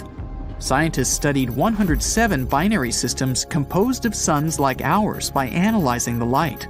Since each system contains two suns, they compared and contrasted them to see the differences. They observed the stars with a thin outer layer having different elements than their companion. All suns contain light elements, but there are some that have rocky elements like iron, silicon, and titanium near the sun.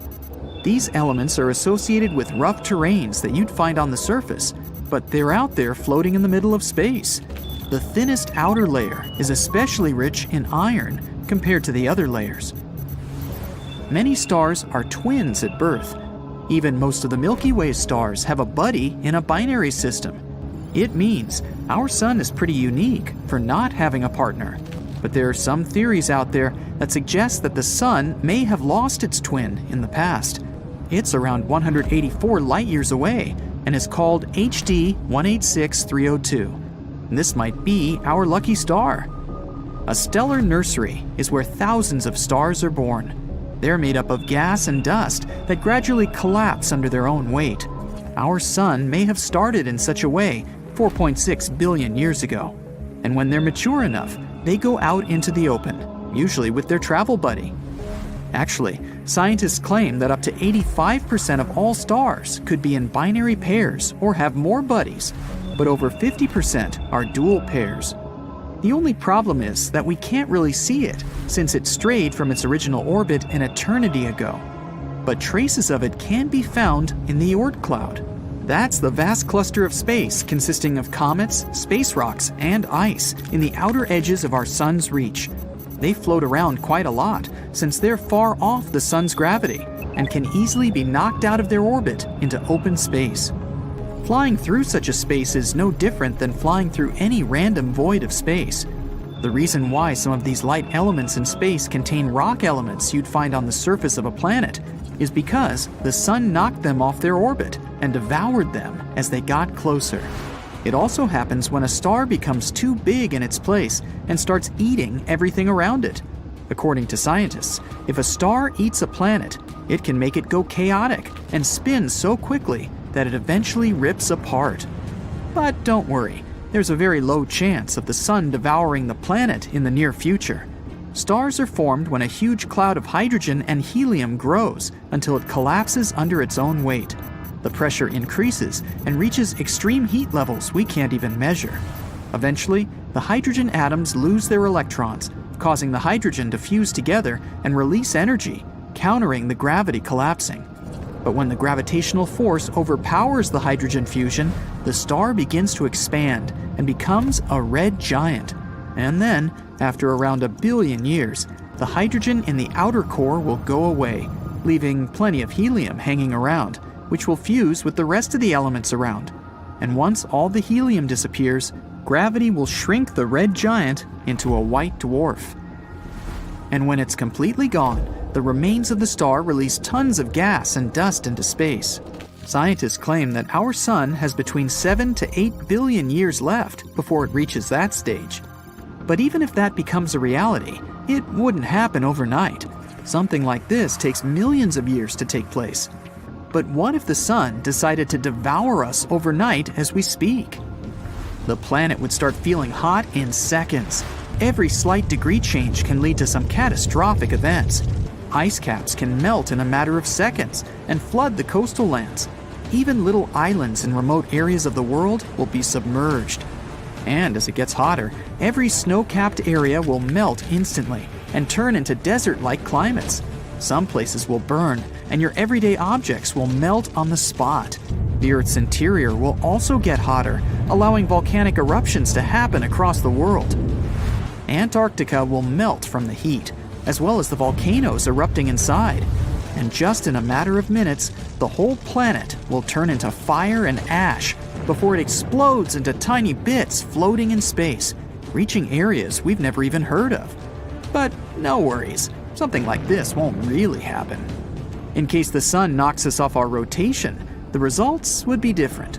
It'll also get hot because the magnetic field around us protects us from the sun's radiation. And once we get knocked out of place, the magnetic field gets tarnished, and the extreme heat from the sun will boil us. The gravitational force will be unstable, so the physics of our everyday life will be chaotic.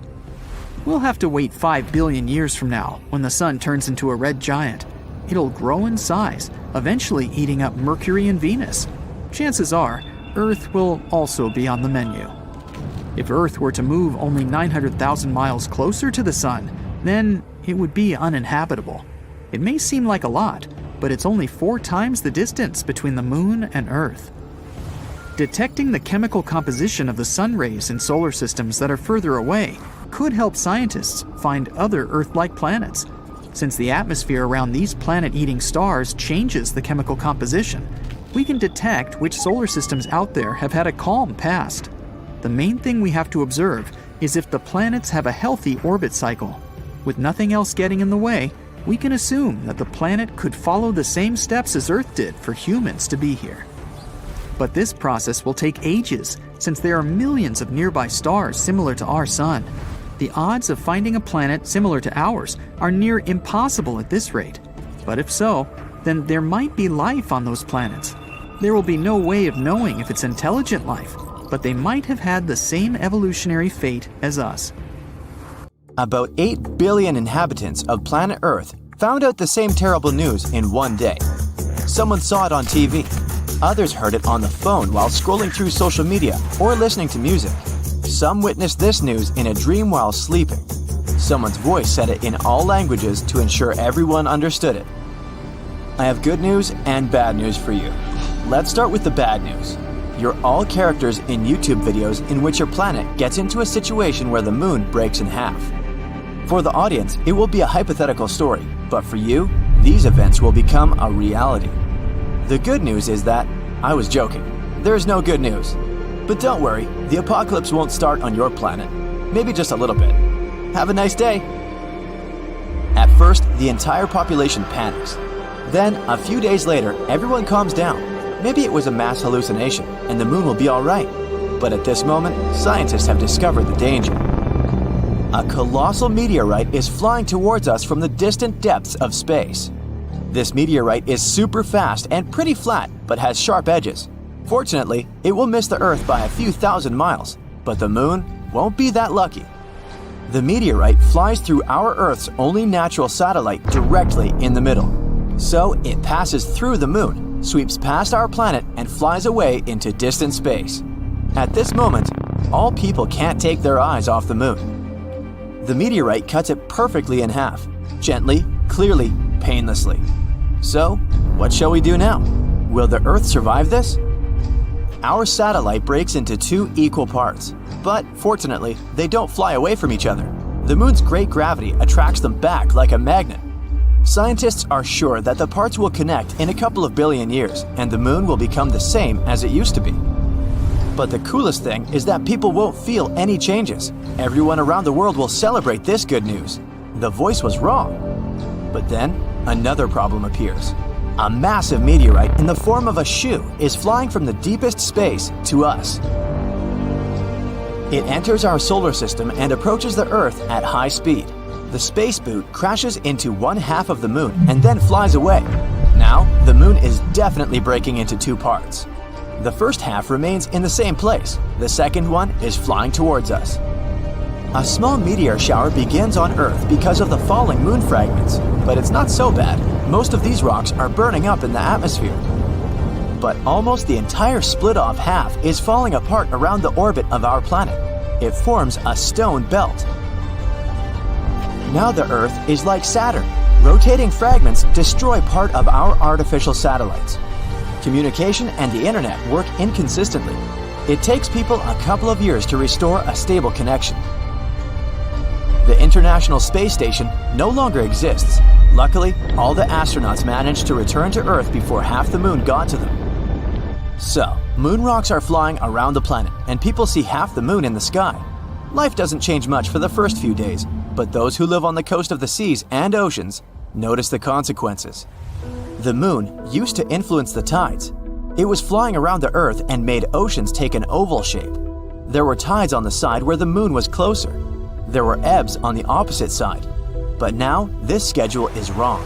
Half of the moon attracts less water. Yes, the moon lost half its weight and began approaching the Earth. But its gravitational force has become weaker.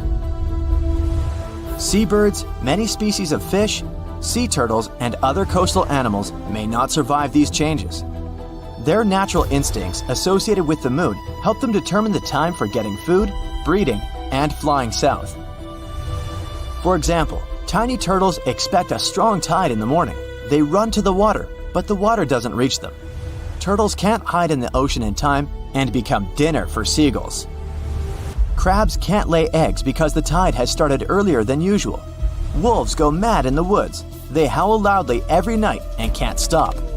The whole natural world can't understand what's going on.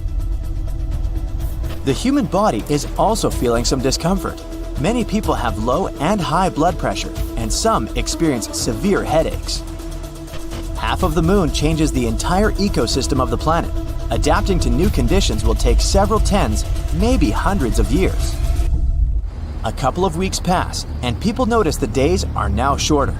The moon always slowed the Earth's rotation and made one day last 24 hours. The Earth is spinning faster now. The night and the morning come earlier than everyone is used to. Earth rotation speed has increased and reduced the number of hours per day to 15. People suffer from insomnia or oversleeping. The body needs time to get used to it.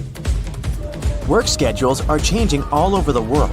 Previously, people came to the office at 9 and left at 6. Now, they arrive at 7 and leave at 2 p.m. Sleep time got shorter. and people are really sad because of this. Progress slows down because the short working time. The technologies of the future are now 20 to 30 years late. Hourly pay remains the same, so bosses now pay less for fewer working hours. The whole moon stabilized the weather and climate on the planet. Look at Mars, it has 2 small moons. They quickly spin around it and rock Mars around on its axis. As a result, strong winds, sandstorms, and thunderstorms often happen on the red planet. Now the half of the moon that approached us takes the Earth out of stable rotation. This changes the seasonal temperatures in the world. It even gets hotter in hot places. And snowstorms are raging in cold regions. There are short, massive downpours instead of sunny weather. A typical breeze can grow into a hurricane and small waves into a tsunami. The seasons are changing faster now. Winters are colder and summers are hotter. Changing the rotation of the planet affects the Earth's magnetic field. Since the compass and navigation systems are unstable now, we need to recalculate where the north and south are. Birds can't fly south to wait out the winter since they don't know what direction to fly. Their inner compass is broken. Several hundred years have passed. People are entirely accustomed to the new conditions on Earth. New species of animals and fish have appeared.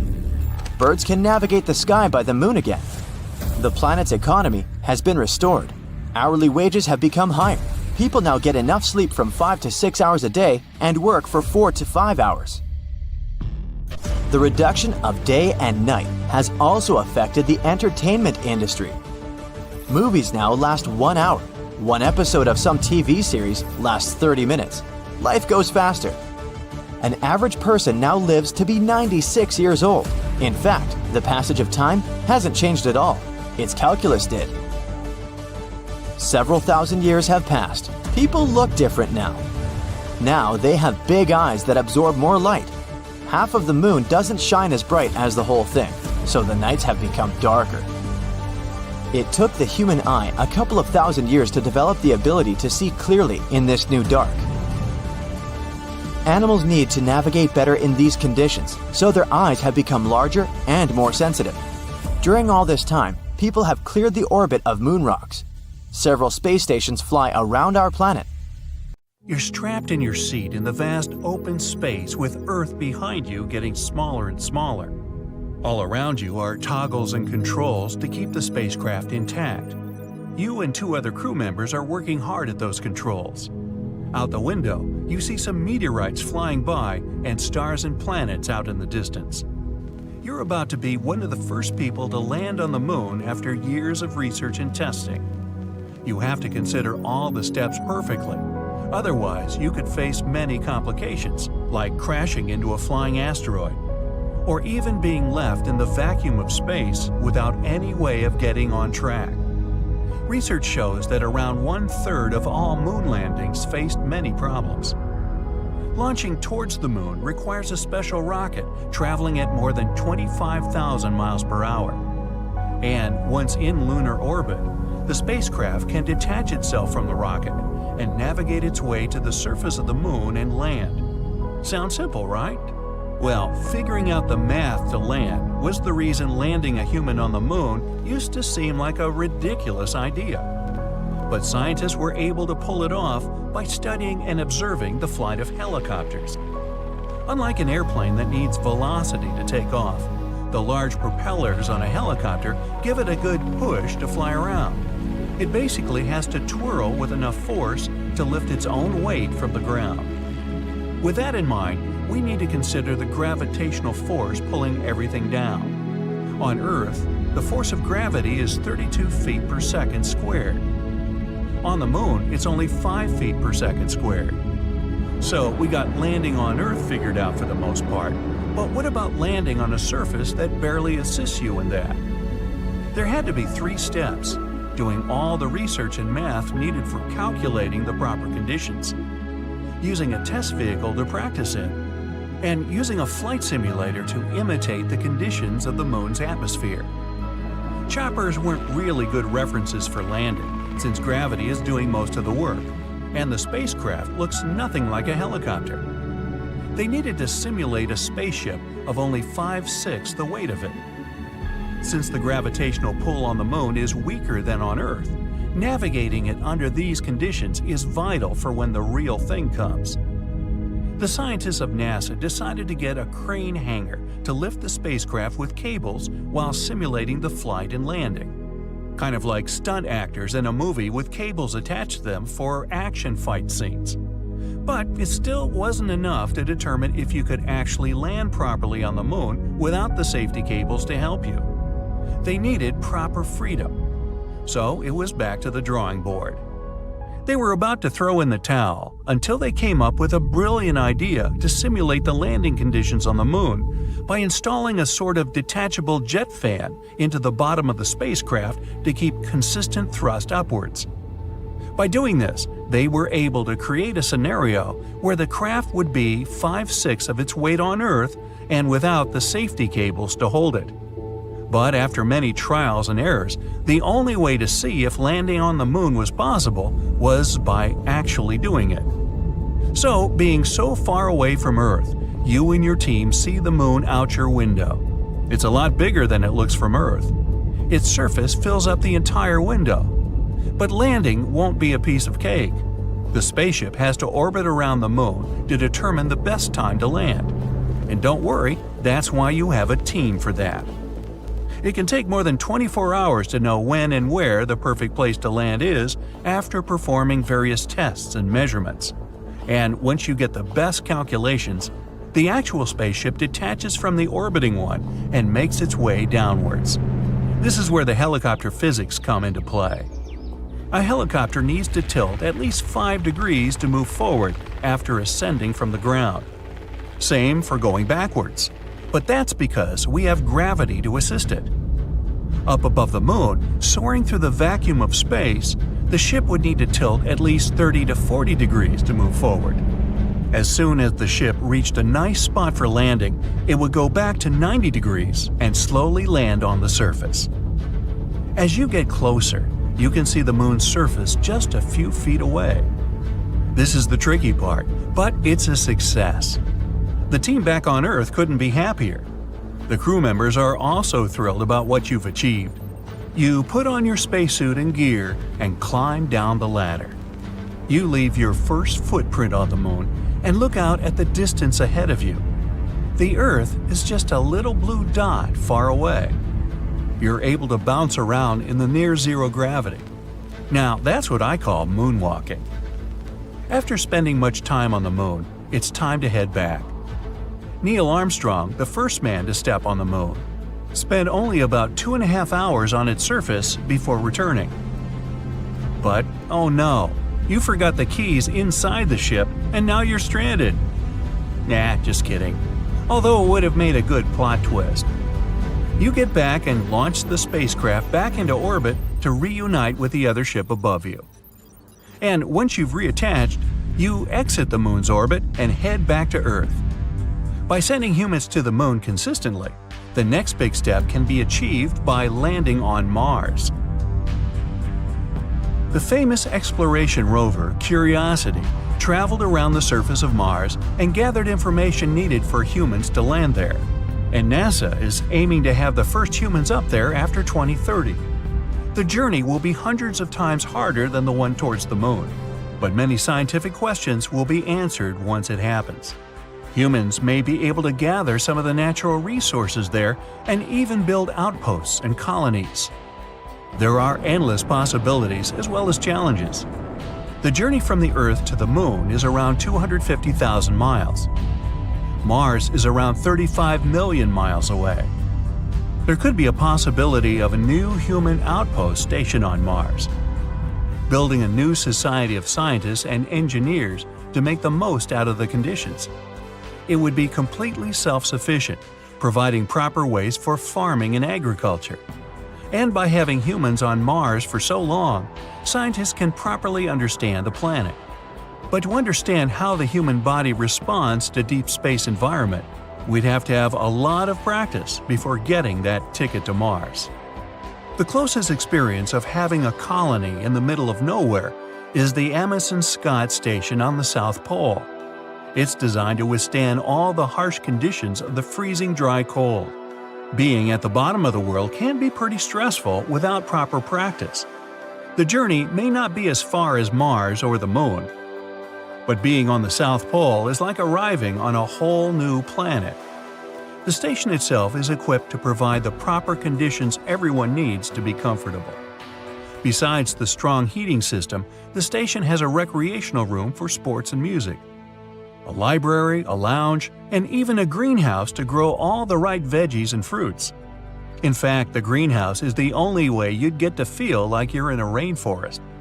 And even before applying there, you'd have to get screened to see if you can handle the isolation for months. Not that you'd be completely alone, but still away from civilization. Antarctica's whole population consists of scientists and engineers, and you need to be examined by a doctor to determine if you're physically fit to stay there. The station is built there for scientists to study space and things related to geology. Being in the biggest desert in the world can take its toll on you. When leaving the station, you have to wear at least 3 layers of gloves and extremely thick sweaters and jackets to withstand the cold. They even compared stepping on the South Pole to walking on the Moon. Venus has exceptionally high temperatures, hot enough to melt lead. It's the hottest planet in our solar system, with a high-pressure environment and super strong winds. The winds there are 50 times faster than the planet's rotation. It's getting stronger over time, and scientists don't know why. But they did find something interesting in the planet's clouds, a potential sign of decaying biological matter. Could there be life then? Not quite, since Venus has a dry, windy atmosphere and doesn't have enough water for life to develop. Rings around other planets are more common than we thought. Saturn's rings are the most famous and spectacular ones. They partially consist of reflective, sparkly water ice, and you can't see anything like that in the rest of our solar system. Jupiter, Uranus, and Neptune have ring systems too, and those most likely consist of dust and rocky particles. And not just planets. Astronomers found out rings were around one asteroid as well. Speaking of rings, why do you think that Earth doesn't have them? Gas giants have rings, while the rocky ones don't. 2 theories explain how rings form. They could be the remains from the times when planets were forming, or they could be leftover material of an impact that destroyed an unknown moon, or gravity broke apart this moon of its parent planet. It's not clear why only the gas planets have rings.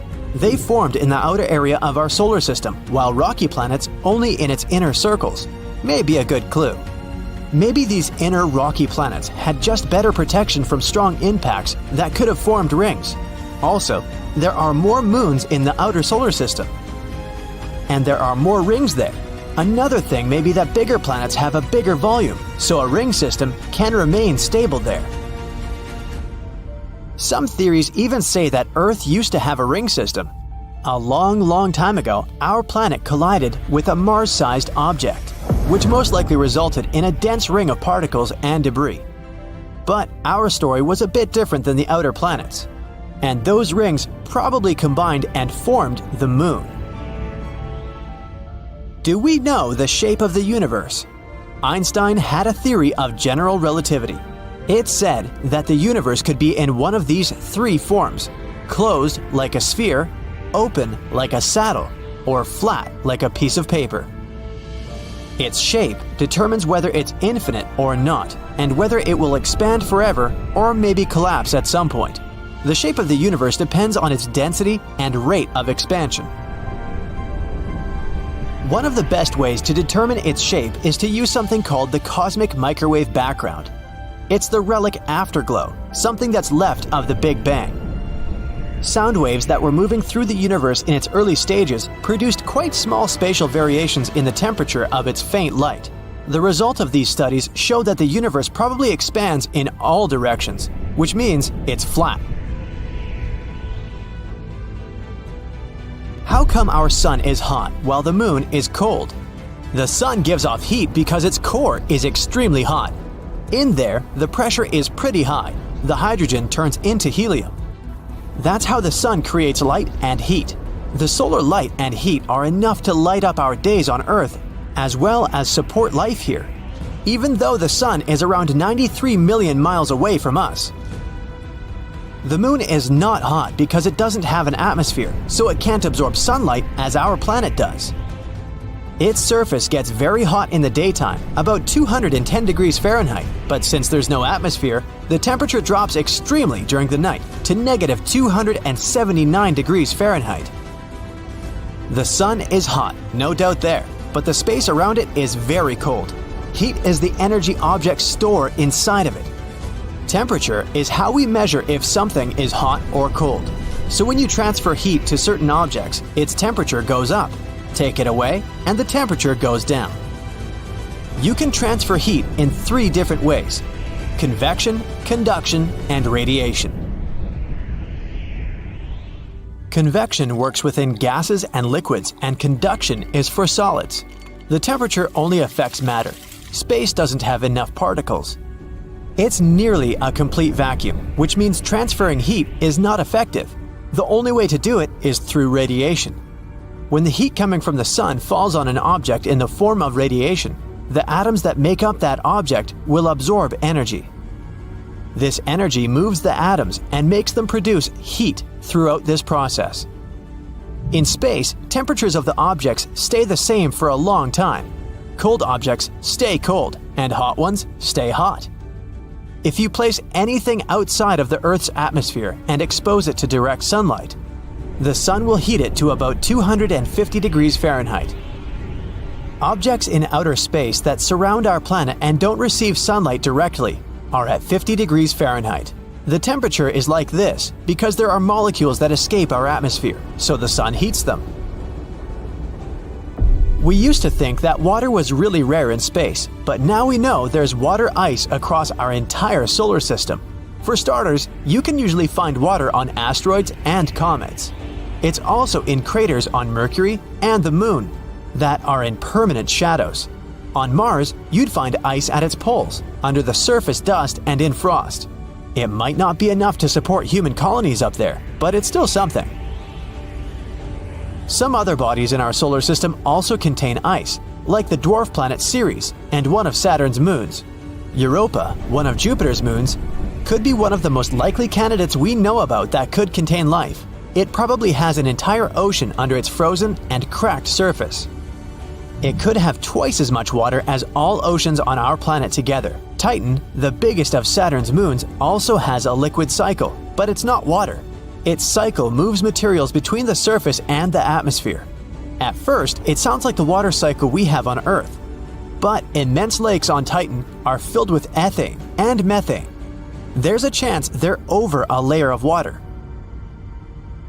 Neptune is about 30 times as far from the Sun as we are. Of course, it gets significantly less light and heat than Earth, but it also radiates way more heat than it's generating. There are more things happening in its atmosphere, especially if you compare it to its neighbor, Uranus. Uranus is closer to the Sun, but it still radiates the same amount of heat as Neptune. The winds on Neptune are insanely strong, 1,500 miles per hour. No one still knows why.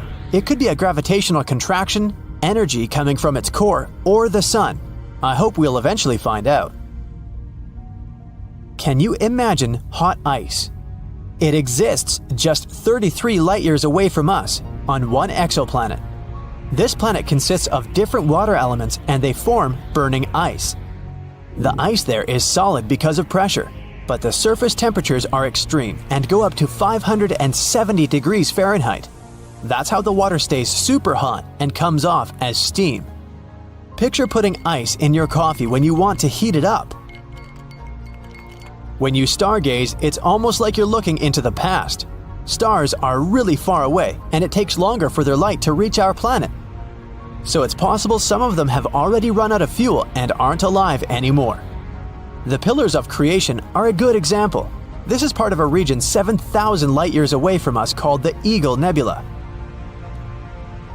These are clouds of gas and dust in the shape of pillars.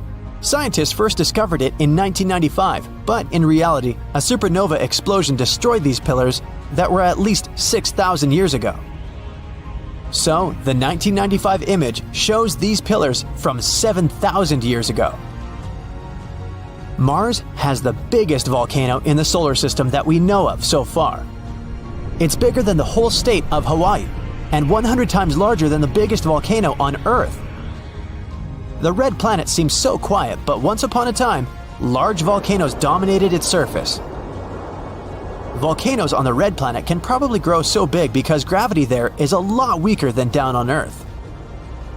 Also, the crust on our planet is moving all the time, and the Martian crust probably stays still. Have you heard about a diamond star that could put all the riches on Earth to shame? Or how about twinkling stars with surfaces made of solid iron? So let's take a look at these weird stars and try to unravel their mysteries. There's a star in the Centaurus constellation that was nicknamed Lucy in the Sky with Diamonds. Yes, it was named after a Beatles song, because it basically is a Beatles song. You see, the star was discovered to have a massive diamond at its core. Now, you may be wondering how big this diamond really is. Well, it's estimated to be about 10 billion trillion carats. That's a 1 followed by 34 zeros. To put that into perspective, the Hope Diamond, which is one of the largest diamonds on Earth, is a measly 45.5 carats in comparison. Can you imagine the size of the ring you could make with this star diamond? And it's about the same mass as our sun. But don't get too excited about the prospect of owning this diamond just yet. Even if you were Jeff Bezos, you wouldn't be able to afford it. According to Ronald Winston, CEO of Harry Winston Inc., the diamond is so big that it would likely depress the value of the market. So you'd have to settle for a much smaller diamond engagement ring. One interesting thing about the Lucy in the Sky with Diamonds star is that it's incredibly dense. In fact, it has the mass of the Sun crammed into an object only a third the diameter of Earth. That's like trying to fit an elephant into a shoebox. And yet, despite its massive size, it's actually quite cool, with a core temperature of only about 12,000 degrees Fahrenheit. By comparison, the core temperature of our Sun is about 27 million degrees Fahrenheit. Since the discovery of Lucy in the Sky with Diamonds, several other crystallized stars have been found, some with diamond hearts the size of Earth. It just goes to show that the universe is full of surprises, and you never know what kind of treasures you might find out there in the vast expanse of space. And this isn't the only weird star we've discovered so far. There are many strange, unexplained things in outer space. For example, let's take Vega. Vega, also known as Alpha Lyrae, is a bright star located in the constellation Lyra. It's one of the brightest stars in the night sky, and is easily visible to the naked eye from most parts of the world. Now, Vega may look like a beautiful, bright star to us Northern Hemisphere folks, but little do we know, it's hiding a secret. It's actually quite squashed. You see, Vega's high spin rate causes it to bulge at the equator, kind of like a cosmic belly.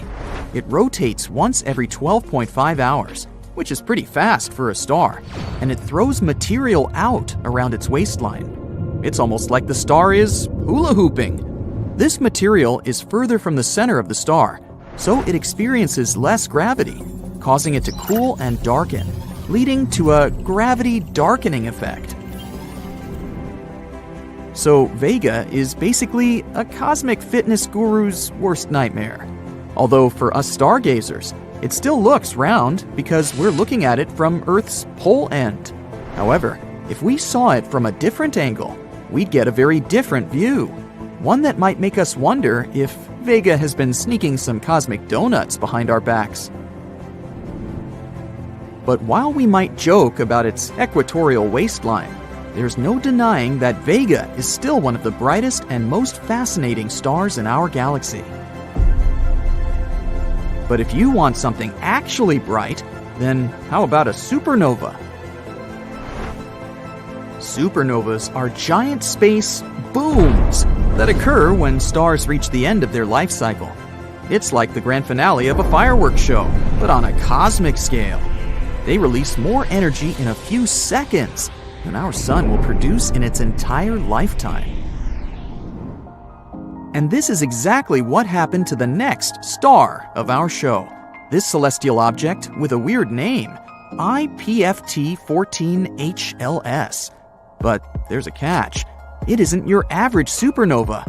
Even though this star made a blast in 2014 and started to fade away like usual, recently it made an unexpected comeback and brightened once more. Talk about a dramatic entrance. And if that wasn't enough, this thing continued to fade and brighten at least 5 times in total, which is a bit like a yo-yo. It's like the star just couldn't make up its mind about whether it wanted to stay bright or fade away into the abyss. Also, when scientists measured the supernova's spectrum, they found that it was evolving 10 times slower than other stars. Maybe it's a supernova that just wants to enjoy its golden years. All in all, this object is a real mystery. But this is not the only star suffering from the 2-in-1 syndrome. At first glance, MY Camelopardalis appears to be a fairly common star, but after a closer look, astronomers concluded it was actually 2 stars in one. These 2 stars are orbiting each other at over 600,000 miles per hour. It's a contact binary star system, which means that the stars are so close together that they share a common envelope. In other words, they're so close to each other that they're practically smooching. These celestial Romeo and Juliet are one of the most massive known binary stars out there. Each of them individually weighs in at a whopping 32 and 38 solar masses, respectively. Astronomers also think that they might be on the brink of a stellar merger, which means that one day they might just combine into one giant superstar. Wow, who knew space could be so romantic? Next, introducing another long name, HD 140283, also known as Methuselah's star. This little guy in the constellation Libra has been around for a while, and by a while, I mean a really long time. Actually, scientists used to think it was older than the universe itself. Just imagine if it turned out to be true. But eventually, they figured out that it's actually around 14.8 billion years old, a peer of our universe. That's still pretty impressive though. This star is so old, it remembers when the Milky Way was just a baby galaxy. But despite all that, this star still has some life left in it. It's just starting to expand into a red giant, which is kind of like when you hit your 30s. Talk about aging well. But if all these things are somewhat comprehensible, then how about a star that was literally named WTF star by scientists? No, I'm not kidding. At least it used to be. Now it's called Tabby's star. It also has a more scientific name, but that one is a bit of a mouthful. But what's really bizarre about this star is its irregular dimming. For some reason, it doesn't glow like a normal star, but blinks, as if someone turned on and off a flashlight. And it's not just a little dip, we're talking up to a 22% drop in light. So it's not because it sometimes gets blocked by a planet or something. Scientists have come up with all sorts of explanations for this strange behavior, from comets to dust to even an extraterrestrial megastructure. That's right, but before your imagination runs too wild, it's important to note that the most likely explanation is just plain old dust. Perhaps the star is surrounded by some kind of dust cloud, and sometimes it prevents us from seeing it clearly. Although this explanation is still not 100% confirmed, there are still plenty of mysteries surrounding Tabby's star. One thing's for sure, it may be a bit of an oddball, but that's what makes it so fascinating. So, there you have it, folks. We're left in awe of the incredible diversity and strangeness of the cosmos. There's so much more to discover out there. So let's keep exploring and keep being amazed by the wonders of the universe. There are 8 planets in the solar system, and all of them are very different. They're of different sizes. They're different distances from the sun. Some of them are made up of gas, others are small and rocky. But one thing is the same. They're all round. So the question is, why aren't they shaped like pyramids, disks, or cubes? Most planets appear when material in space starts clumping together.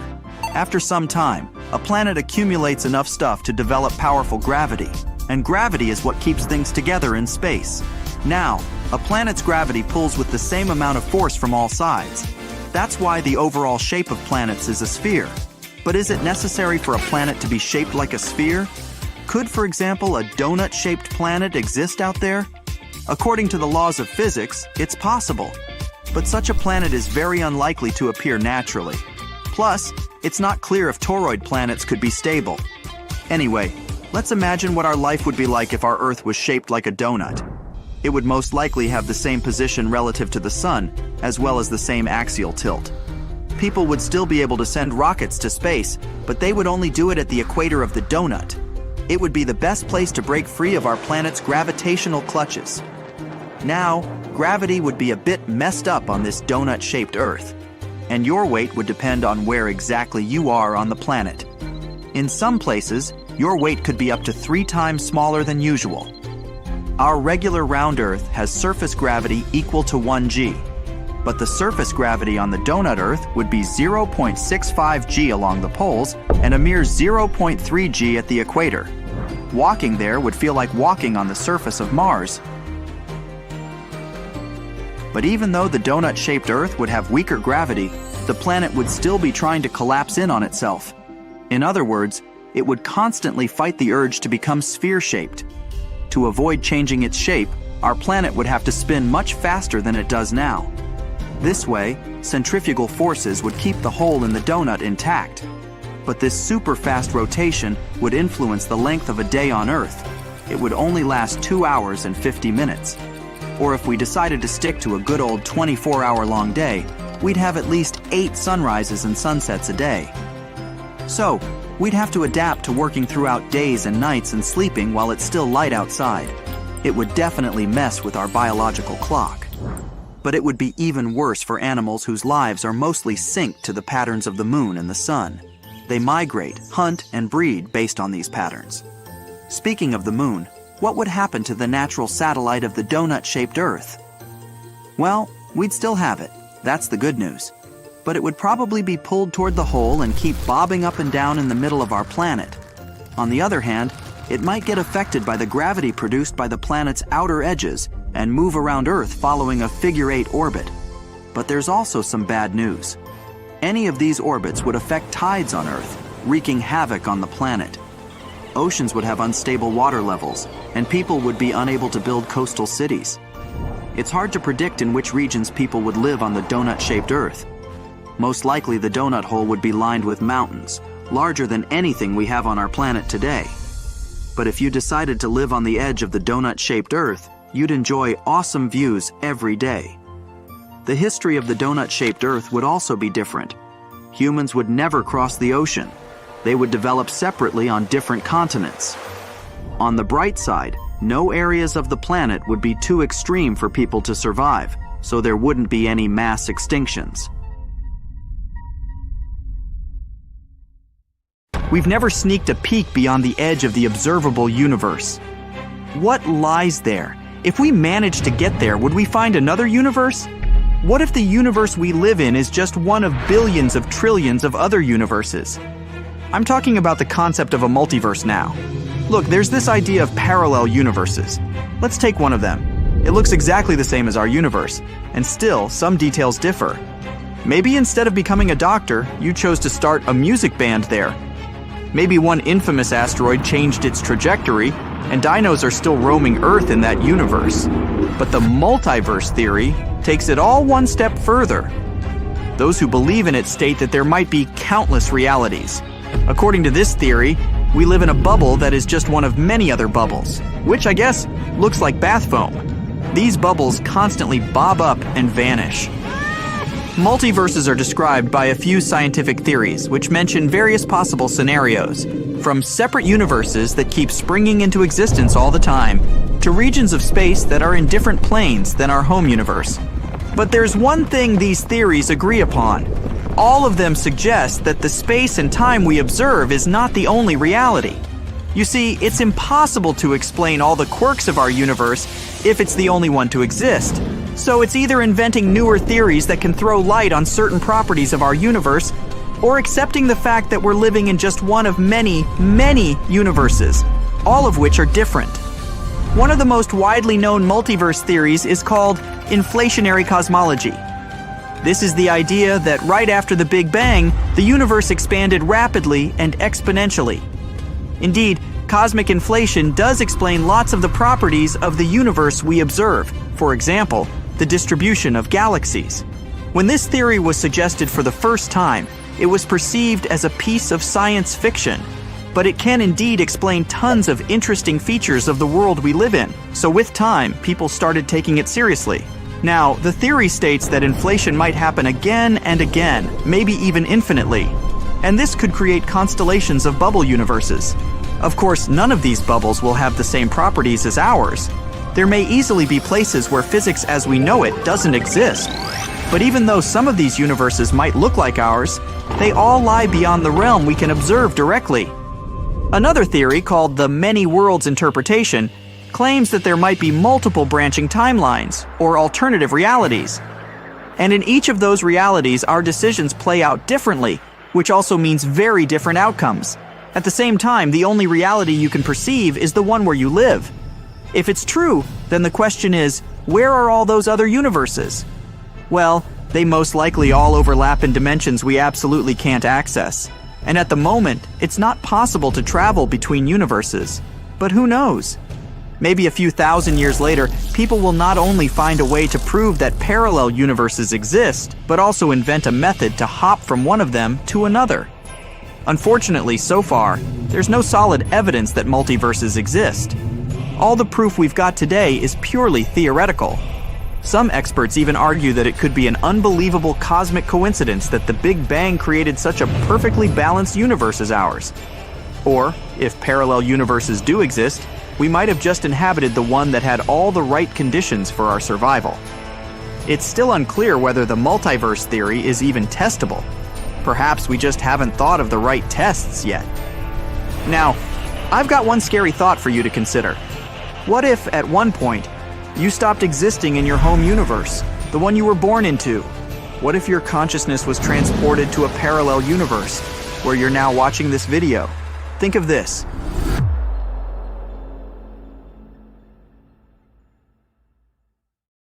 Why do we love Saturn so much? Right, because we love its amazing rings. The planet stands out in the solar system because of them. The major rings have a diameter of 170,000 miles, yet their thickness does not exceed 330 feet. Saturn's slowest outermost ring spins at about 37,000 miles per hour. It's slower than the rotation of Saturn itself. But did you know that Saturn was ringless for most of its history? Let's find out how they were formed. Using Cassini's final plunge into the planet, researchers could estimate the ring's mass, 33 billion pounds. Further, they have determined that the rings were between 10 to 100 million years old, much younger than the planet itself. The thing is that the rings only look solid. They are made of billions of rock and ice chunks. They are primarily tiny ones, looking like grains of sugar to those as large as a house, or even as mountains. The innermost chunks of ice and rock shoot through space at about 52,000 miles per hour. There are mysterious spokes in its rings. It seems they form and disperse within a couple of hours, and these spokes might consist of electrically charged sheets of tiny particles formed when small meteors hit the rings, or maybe electron beams from Saturn's lightning.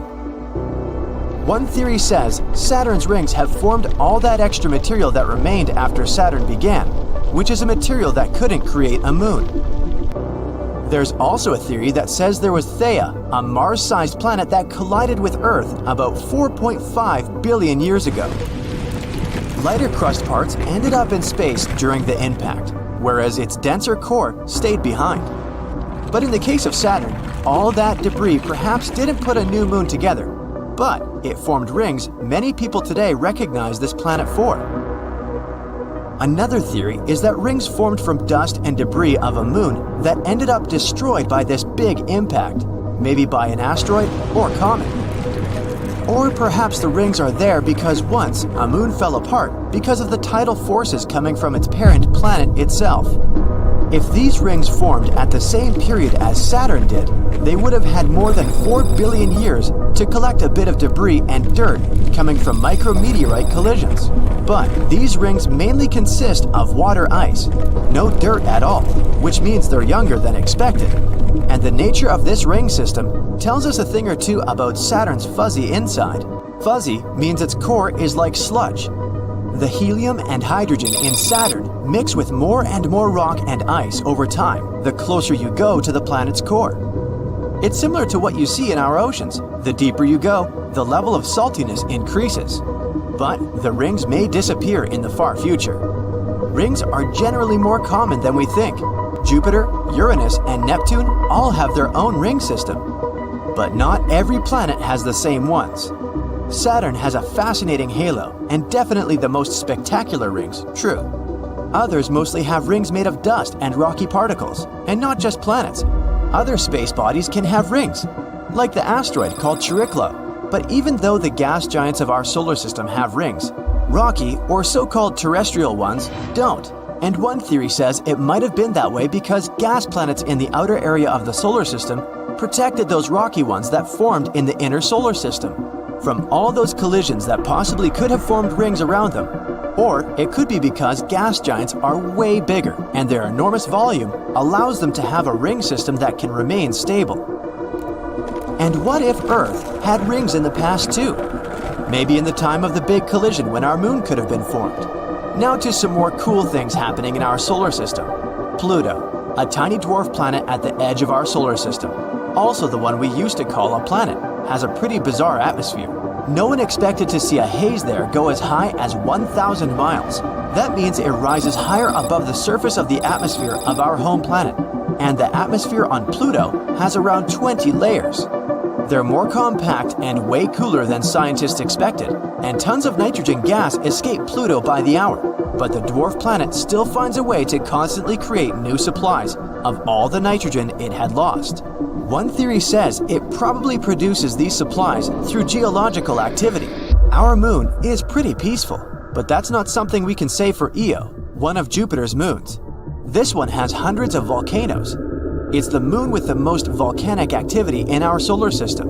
Io sends plumes of sulfur up to an incredible 190 miles into its atmosphere. Its volcanoes emit many particles and gases into the space right next to Jupiter, every single second. Its eruptive activities happen because of Jupiter's mighty gravitational forces and magnetic field. The insides of Io tense up and relax all the time, depending on how close or far away it is from Jupiter. And that's why it generates enough energy to have such an eruptive nature. Speaking of volcanoes, Mars has one larger than the whole state of Hawaii. At first, you'd probably say it's a quiet and peaceful planet.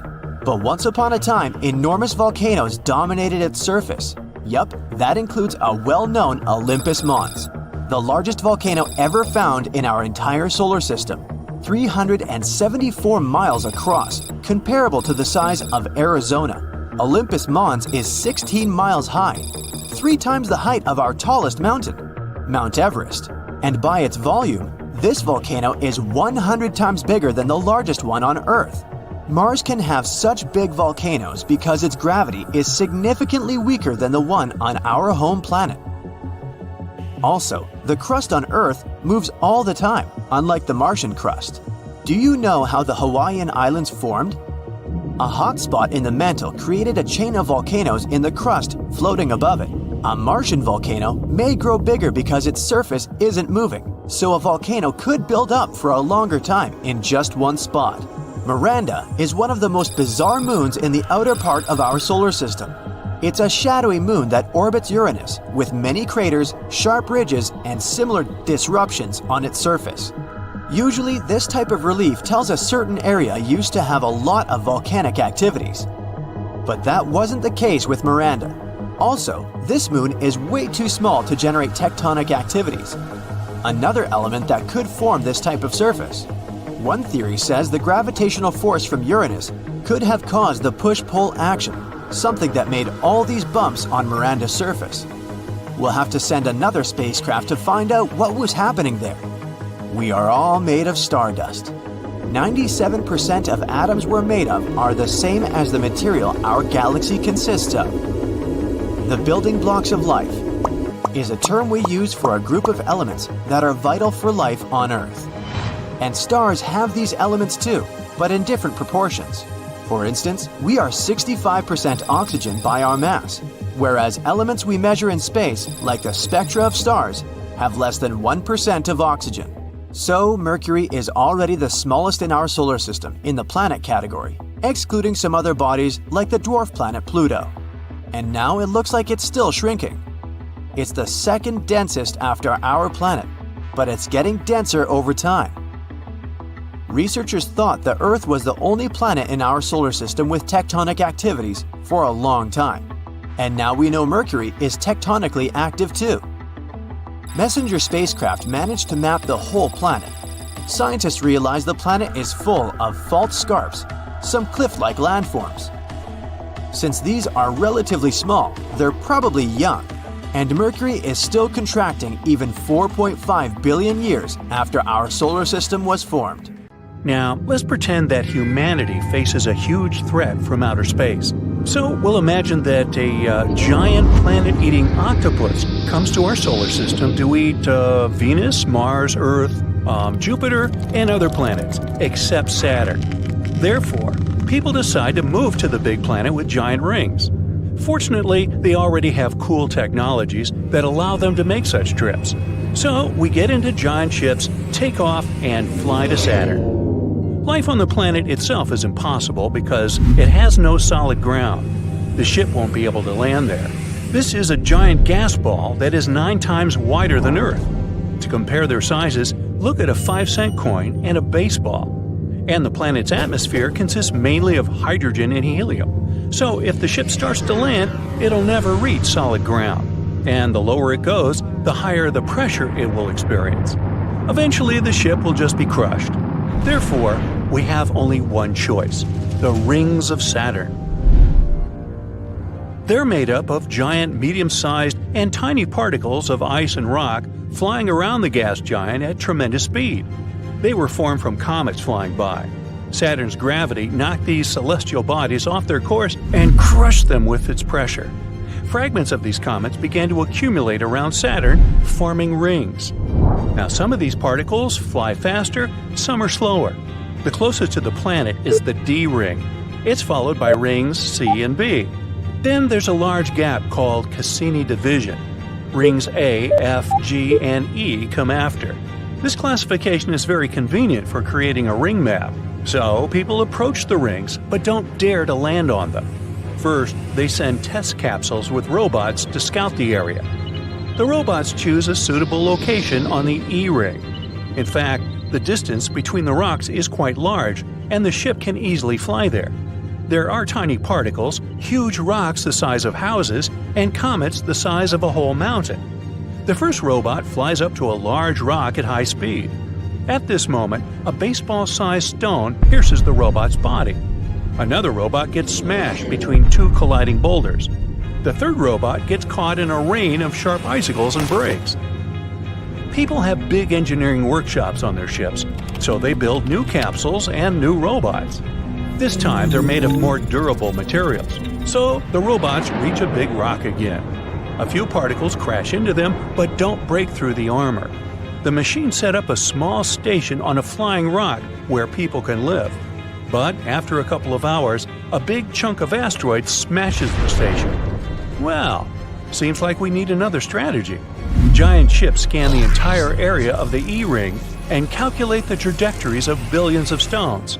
After lengthy calculations, people finally find the perfect places in the middle of this chaos that will stay intact for a long time. They land on these large rocks in their capsules and begin to settle down. They build stations and small houses and install powerful batteries on them. Saturn is located at a distance of 9.5 astronomical units from the Sun. 1 unit is the distance from the Sun to Earth. So, Saturn is a pretty cold place. That's why there's so much ice flying around it. But how to get the energy to heat it all up? There's too little of it on large ships. Besides, solar panels are ineffective here because of the great distance from the Sun. Therefore, scientists create a way to generate kinetic energy from flying stones. It's like a windmill. When the wind drives the fans, these movements are converted into energy. So engineers build panels that collect power from the moving stones. But it doesn't slow the speed of rocks down because Saturn's gravity continues to move them. Thus, people receive a source of almost limitless energy. Some space stations have plants and trees that produce oxygen through photosynthesis. Only instead of sunlight, they get energy from ultraviolet. Then people fill large tanks with oxygen and carry them to their homes. People begin to occupy the adjacent rings. You don't need a lot of fuel to get from one place to another. You can land on a rock, calculate its route, and wait for it to bring you to the needed point. Then you can move to another one, and so on until you reach your destination. More and more people leave their ships and move to the rings. It seems that life is getting better, but then psychological problems begin. Constant movement in the vacuum of space drives everyone mad. Imagine living on a carousel that never stops. You can't walk to the store whenever you want because it always flies away. No one can go out for a walk, even in a spacesuit, because there's a chance to come across a rock flying at high speed. You can't plan anything because, at the moment, your plans can be ruined by a giant piece of ice. Computers don't help either. They can't calculate the trajectories of all space bodies. Rocks tend to break and split into hundreds of smaller ones. Also, new comets fly by and also become part of the rings. All this creates uncertainty and causes a sense of anxiety in people. Besides, it's dark, cold, and very lonely on the rings. Now think about building a base on a space object, but your best friend lands on another one a few miles away. Then a giant icicle crashes into his rock and increases its speed. And a few days later, your friend is too far away. And it happens all the time. The only way to change your life is to settle on one of Saturn's moons. The planet has 83 of them. People have already confirmed and named 63, and the existence of 20 others has yet to be confirmed. They're all like different worlds. Some of them may be habitable, and the best candidate among them is Titan. There may be water on it, and its atmospheric pressure is only 1.5 times greater than Earth's. Its atmosphere consists of nitrogen and a little methane, forming carbon smog in Titan's upper layers. For this reason, we can't study this moon from Earth. But the coolest thing is that Titan flies outside the rings of Saturn. This means people can lead a quiet life there. There's also satellite Phoebe, covered with craters like our moon. This giant celestial body looks more like a gigantic meteorite. People have a lot of choices of where to start a new life. During a couple of 100 years spent on ships near Saturn, humanity would learn everything about its satellites. But why did they try to live on the rings? Why didn't they land on one of the moons from the very beginning? Because, well, then this video would be less fun and a whole lot shorter. But what if we were initially born inside the rings of Saturn? Let's say a massive meteorite with frozen water got caught by the planet's gravity. There were the simplest life forms inside the ice, and then this life began to acquire more developed forms. Imagine that the large rock managed to remain untouched for hundreds of millions of years, and during this time, humans appeared. But of course, they would be very different there. Firstly, they wouldn't experience gravitational forces. This would make them taller, but weaker. People's skin would be pale because of the lack of light, but very hardy thanks to cold temperatures. Particles of ice and grains of sand flying in space would roughen people's skin. In such biological armor, without gravity, they would jump from one rock to another in search of food and water. And, by the way, that would be the main problem. How would people survive without oxygen in the vacuum of space? Where would they get their food? Saturn's rings are a pretty lifeless and dangerous place. If there are not even the simplest forms of life there, then how could such a complex one as the human appear? Therefore, even in theory, the appearance of people would be impossible there. You take a giant straw and begin to inflate Saturn. It's getting bigger and bigger and bigger. That's enough. Now let's add some giant rings. That's it. This is Super Saturn, also called Saturn on steroids. It's a real object that scientists discovered in 2012, a planet named J1407b. And astronomers are still not sure what it really is. It could be a gas giant, like Jupiter or Saturn in our solar system. Then there would be no solid surface there. And if you wanted to set foot on that planet, you just fall through it, all the way to the core. But it could also be a brown dwarf. That's something between a large planet and a full-fledged star. Such objects have to be heavy enough to start thermonuclear reactions, like those going on inside stars. But the power of these reactions is too weak for brown dwarfs to glow and emit heat. To imagine the size and weight of J1407b, let's look at our Earth. If you put our planet on a scale, it'll show 6 and another 21 zeros tons. Our planet is also about 7,900 miles across. Now, that's Jupiter, the largest planet in our solar system. Its diameter is 11 times as great as that of Earth. It's also 318 times heavier. If Jupiter were a bucket, you could put 1,321 Earths in it. And this is the hero of the day, Super Saturn. It's almost 20 times as large as Jupiter. To balance the scales, you need to put 6,360 Earths on the other side. The planet's rings are so wide that if they were in the solar system, they would take up more than half the space between the Sun and Earth. And if Super Saturn switched places with the original Saturn, you'd see those rings with the unaided eye. They would be larger than a full moon. Presumably, these rings appeared in the same way as the ones around our Saturn. One theory says they're the remains of a moon that was once there. Its orbit was unstable, and over time, the moon got torn apart by the tidal forces of the huge planet it orbited. Small pieces of the former moon took their places in the giant's orbit. They collided with one another, like in a blender. After some time, everything that was left was basically particles of dust and ice moving around the colossal planet. Another theory suggests that the rings appeared after the moon collided with an asteroid or another moon. Then the gravitational blender did its job and turned the moon's debris into the rings. Some scientists think the rings formed at around the same time as the planet itself. So they're just the remains of the Planetary nebula, which is a cloud of gas, space debris, and dust. Later, it probably shrunk and solidified to form a planet. We can only guess where Super Saturn got its rings from, but scientists say their mass is 80% of that of Earth. It may mean that the moon that used to orbit J1407b was about the same size as our planet. There's a little gap in the middle of these rings. Scientists think Super Saturn's moon might be there. If this is the case, it should be about the size of Mars. If scientists are right and Super Saturn is actually a brown dwarf, then this is an incredible discovery. Scientists will be able to watch it age. Supposedly, brown dwarfs lose their energy and shrink, fading in the process. And when a brown dwarf exhausts all its energy, it turns into a black dwarf. It's easy to confuse it with a black hole. People haven't discovered black dwarfs anywhere in the universe yet, because they take trillions and quadrillions of years to form. Our universe is too young, and none of the stars, even those that appeared when the universe was born, have had time to become black dwarfs.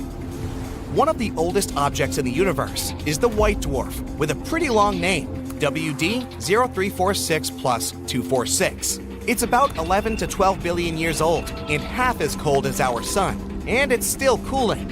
It would need around 10 plus another 15 zeros years to turn into a black dwarf. For comparison, the universe is 1.4 and 10 zeros years old.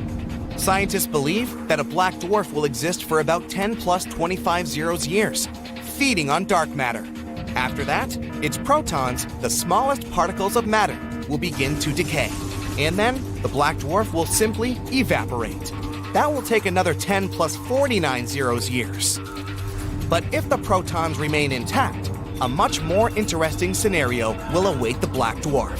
In another 10 and 1500 zeros years, the black dwarf will become an iron star.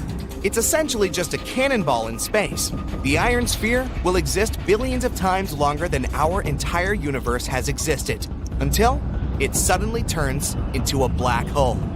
So, the process of the formation of a black dwarf is extremely long. It'd take a regular star an insane amount of time to age that much. But Super Saturn, if it is a brown dwarf, may be much closer to this state. Saturn on steroids is not the only strange planet in our universe. This is Gliese 436b. It's been detected using the transit method. A transit happens when a planet moves between its host star and an observer. It looks similar to a lunar eclipse. This planet is 4 times the size of Earth and 22 times as heavy. That's almost like Neptune. It's an exotic water world. The water there is solid, but it's not ice. It has a temperature of about 520 degrees Fahrenheit. The water in your pot turns into steam at 212 degrees Fahrenheit. But on Gliese 436b, the liquid remains solid because of the extreme pressure on the planet. Scientists have also discovered that the planet's atmosphere is evaporating into outer space. That's why there's a giant circular cloud around it. It's constantly moving in its orbit, giving the planet a long tail that looks like that of a comet. Cancri E holds incredible riches worth more than all the money on Earth. There are diamonds scattered all over the planet. Cancri E is about twice as wide and 8 times as heavy as Earth. This planet doesn't rotate. Only one of its sides always faces its host star. The surface temperature there is almost twice as high as the temperature of a burning fire. And since the host star is rich in carbon, the planet contains plenty of this element too. The intense pressure and temperatures help turn carbon into graphite and diamonds. Unfortunately, this planet is 40 light years away from our home, so it'd take about 730,000 years to get there on a regular rocket. Another planet rich in gems is HAT P7b. It's about 1,000 light years away from Earth. It's 60% as large and nearly twice as heavy as Jupiter. The planet is so close to its host star that it makes one revolution around it in just 2 Earth days. Because of such close proximity to the star, HAT P7b is almost as hot as a white dwarf. If you look at the night side of this planet, you'll see unusual clouds. Scientists believe that these clouds may be rich in corundum material. This is the very substance that forms rubies and sapphires, so it's likely to rain very expensive and beautiful gems there. WASP 12b is one of the darkest planets ever discovered. Only one of its sides faces its host star. The planet's surface is so dark that it eats up about 94% of all visible light, so it looks a lot like a black hole. The host star heats up the planet so much that the material there continuously evaporates. Then the star's strong gravity pulls this cloud toward itself, forming a disk.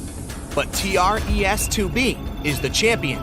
It's the darkest planet known to people.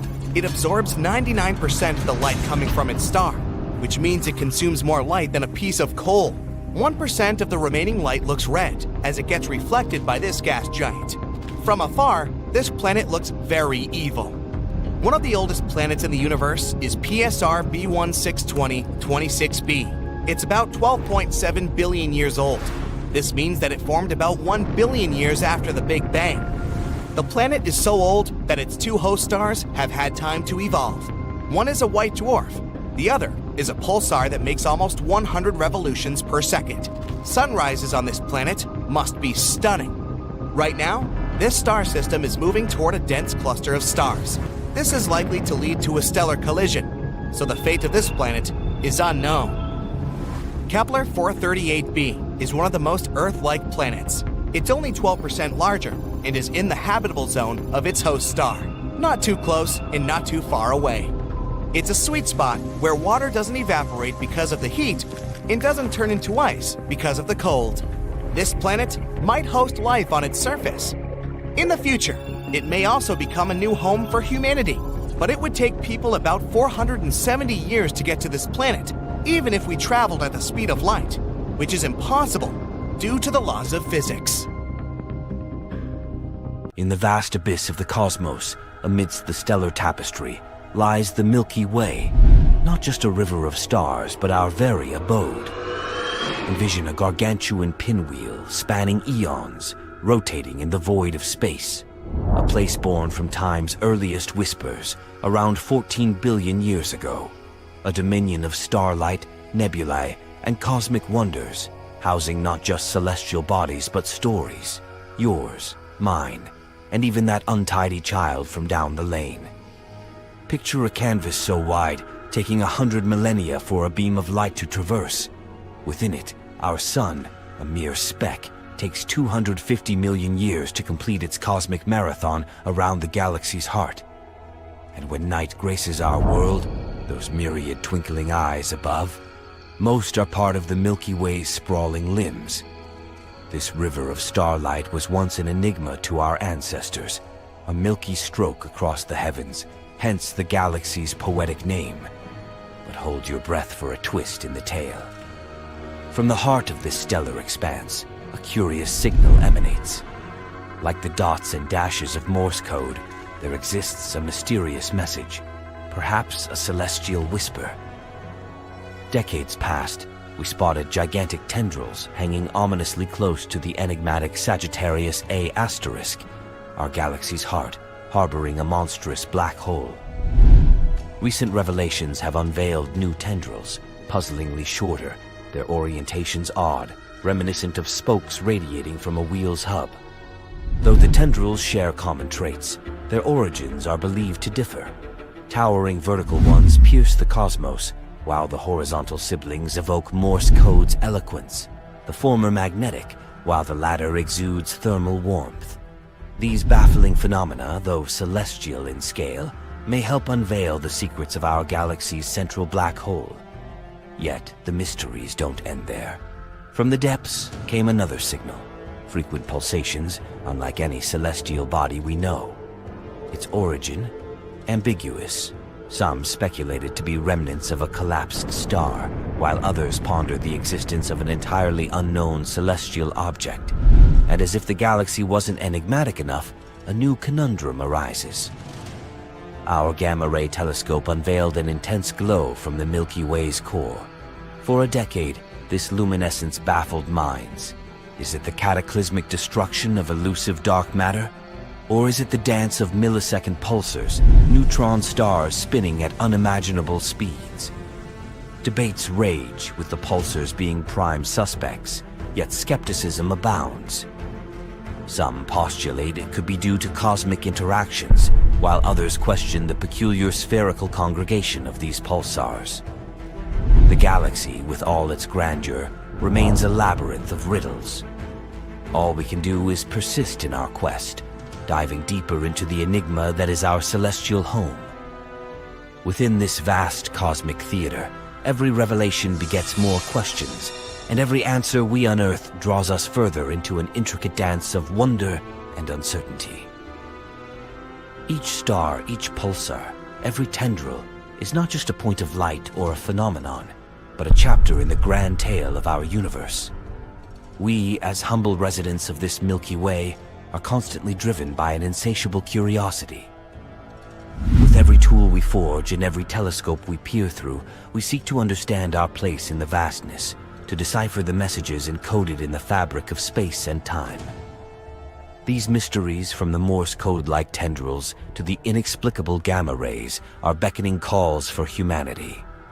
They whisper to us of stories yet to be told, of puzzles waiting to be solved, and of our ever-evolving understanding of the cosmos.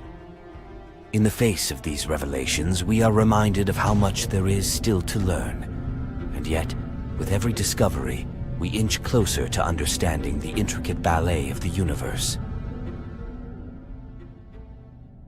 So you're driving down the highway, and an 18-wheel tractor-trailer is coming up fast behind. You've got to change lanes. You look in the mirror. Is there enough space? And you notice the words on the mirror. Objects in the mirror are closer than they appear. No kidding! Well, it's the same with the Milky Way galaxy. There's another galaxy headed this way, and like the tractor-trailer, it's closer than it looks. The Andromeda Galaxy, or M31, as it was labeled originally by Charles Messier in his catalog of 110 fuzzy objects in 1774, is now officially named NGC 122, that's New Galactic Catalog 122. A spiral galaxy larger than the Milky Way, the Andromeda Galaxy is so big and so close that you can see it without a telescope.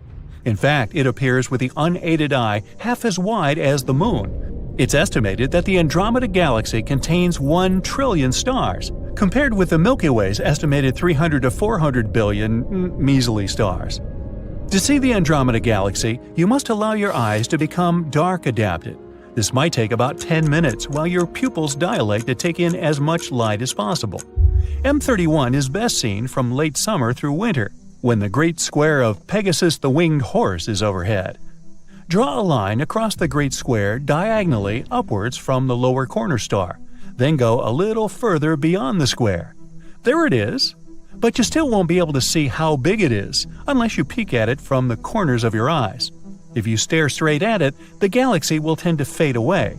You must use your peripheral vision to see how big the Andromeda Galaxy appears.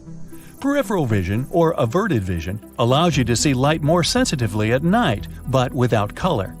Sailors have used averted vision for centuries to see faint lights out on the ocean or on land. Aristotle used averted vision to observe star cluster M41 in Canis Major, as he described in his book Meteorologica. In a telescopic photograph, the Andromeda Galaxy appears 6 times wider than the Moon, because with the unaided eye, we can only see the bright center of the galaxy.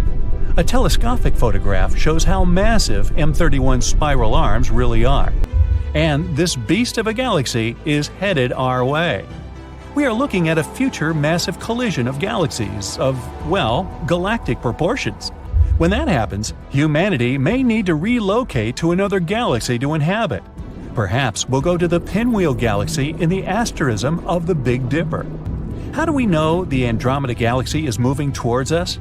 With a tool called a spectroscope. After the camera, the spectroscope is the most important attachment to a telescope. Oh, except for the human eye. Our eyes only see light. You don't have this big horse in your eye. You only have the light being reflected by the horse in your eyes. The same with space. We only see the light coming from there.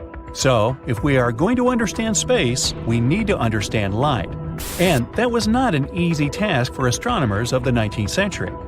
The invention of the spectroscope was a big breakthrough in understanding light coming to Earth from space. With a spectroscope, astronomers can tell which direction objects in space are moving, as well as which elements are making the light. When you hear an ambulance approaching, you hear the siren getting louder and higher, and when it passes you and goes away, you hear the siren's sound get weaker and lower. The change in pitch frequency depends entirely on the motion of the source. This is called the Doppler effect, after the Austrian physicist and mathematician Christian Johann Doppler, who first explained the effect in 1842. The ambulance siren is not changing its volume. The sound waves are being compressed as it is approaching and stretched as the ambulance recedes. The spectroscope shows that light waves show the same Doppler effect as sound waves. They are compressed as the star or galaxy is approaching us and appear stretched when it is receding. Therefore, the light from an approaching galaxy will appear slightly bluer, the blue shift, a slight increase in frequency, and the light from a receding galaxy will appear slightly redder than normal, or red shift, a slight decrease in the light's frequency. In 1929, Edwin Hubble, after whom the Hubble spacecraft is named, published his spectroscopic study of 46 galaxies, the light from all but one of which was redshifted, moving away. Hubble's study provided the first evidence that the universe was expanding. The farther away a galaxy was from the Milky Way, the faster it was moving away. This was also the first evidence that the universe began with a Big Bang. The one galaxy whose light was blue-shifted, moving towards the Milky Way, was M31, the Andromeda Galaxy, the closest galaxy. 250,000 miles per hour seems a pretty high speed at which to have a collision. That's the speed spectroscopic measurements of the blue shift of Andromeda indicate. It's going to be a big mess when it happens. But when is it going to happen? To determine when the two galaxies will collide, we need to determine the distance between them. And for that, we need, boom, supernovas. Type 1a supernovas are what are called standard candles. Just as we know how bright a candle shines, we know how bright a Type 1a supernova shines, its absolute magnitude. A Type 1a supernova appears when a white dwarf collapses under the pressure of all the gas it has been gravitationally slurping from a companion star. Looking at the Andromeda galaxy and measuring the apparent brightness of a supernova in the galaxy, it is possible to calculate its distance away from us. Because the intensity of light dims inversely with the square of its distance away, which is called the inverse square law, by comparing the apparent brightness of a supernova in the Andromeda galaxy with its absolute brightness, well, we get an approximate distance of 2.5 million light-years. Since 1 light-year is approximately 6 trillion miles, and the Andromeda galaxy is 2.5 million light-years away, even though it is approaching at the speed of about 250,000 miles, we have about 4 billion years before the big collision. So you can wait until after lunch, maybe dinner, to start packing. As an aside, if we see the Andromeda galaxy as it was 2.5 million years ago, and it has been moving toward the Milky Way all this time, how big in the sky would it appear now? Quite as big as that tractor trailer in your rearview mirror. But do we really have 4 billion years before the galaxies crash?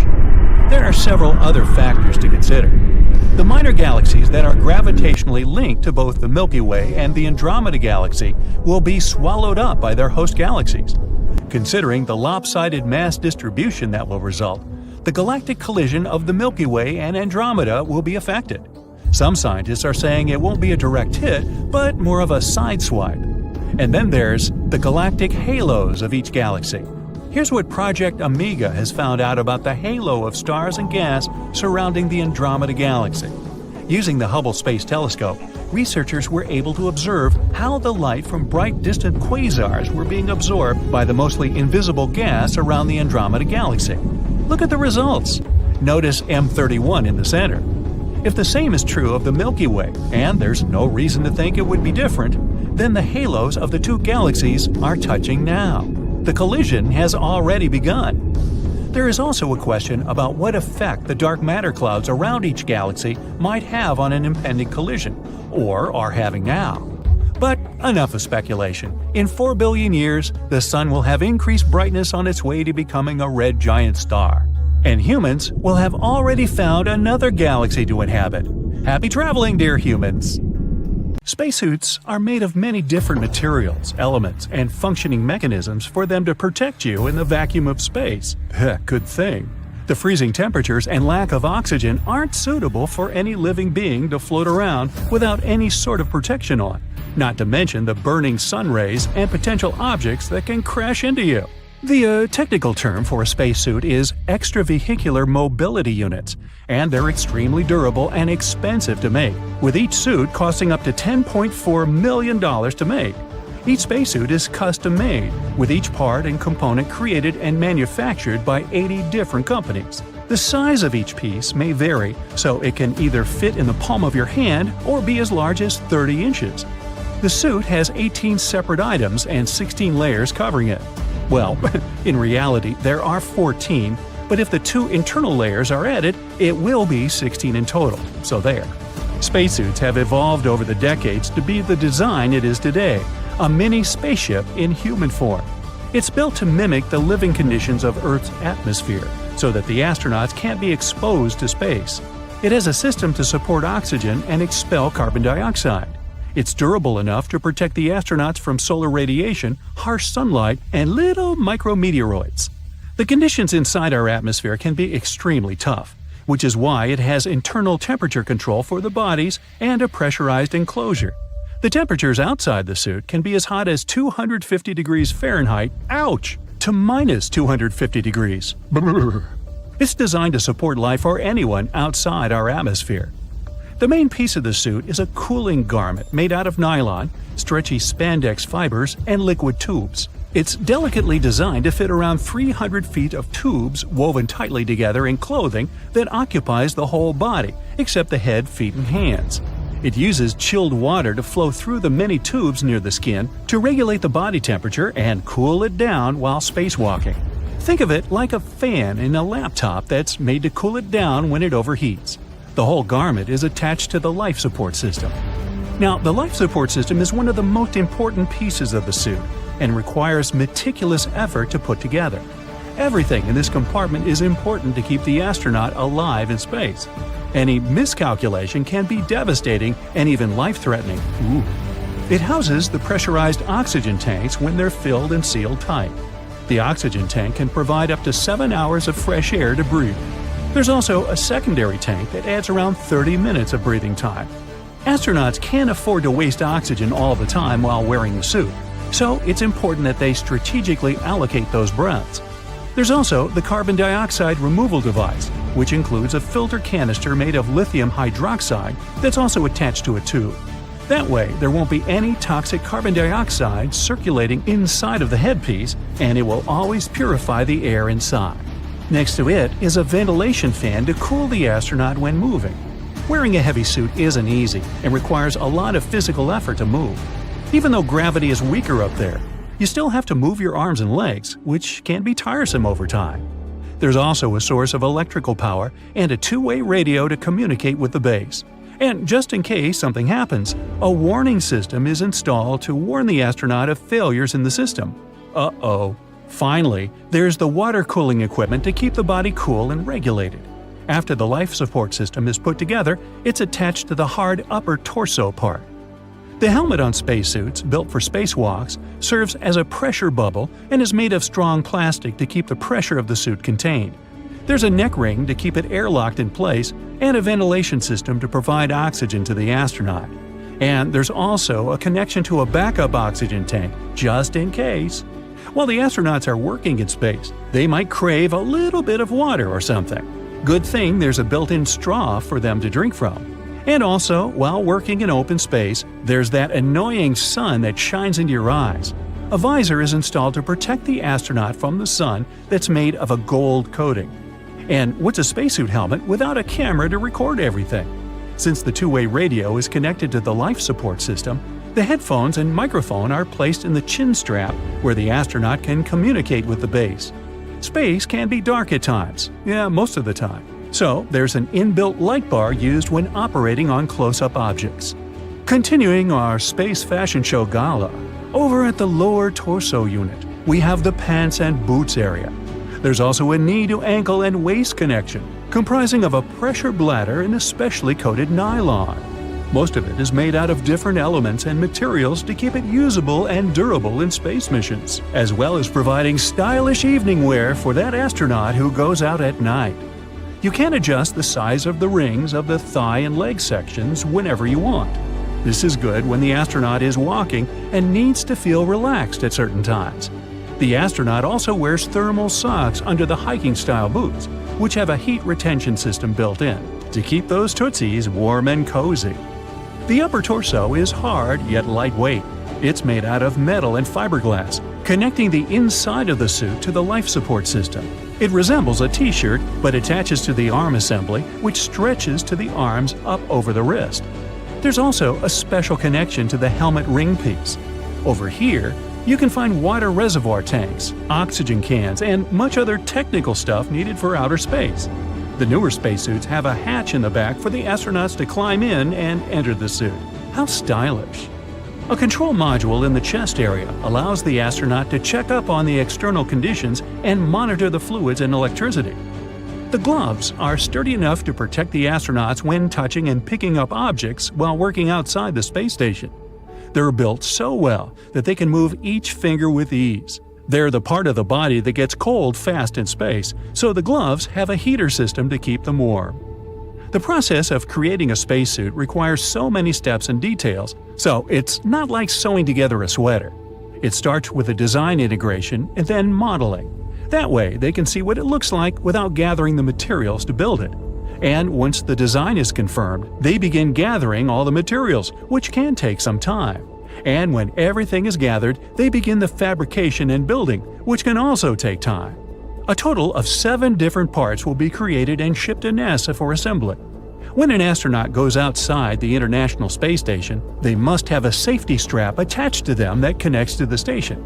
That way, they won't float away while doing some maintenance work. The longest spacewalk lasted a total of 8 hours and 56 minutes, and the suits have come a long way. During the Apollo 11 mission, Neil Armstrong couldn't walk on the moon properly, even though, technically, he was the first to walk on the moon. He actually did some bunny hops. But with the newer innovations and technologies, astronauts can walk and turn their hips in space. NASA plans on going back to the moon by 2024 and is preparing 2 new spacesuits with better technology and dexterity. It's called the Z-Move, and it's based on the current design of what astronauts wear on the International Space Station.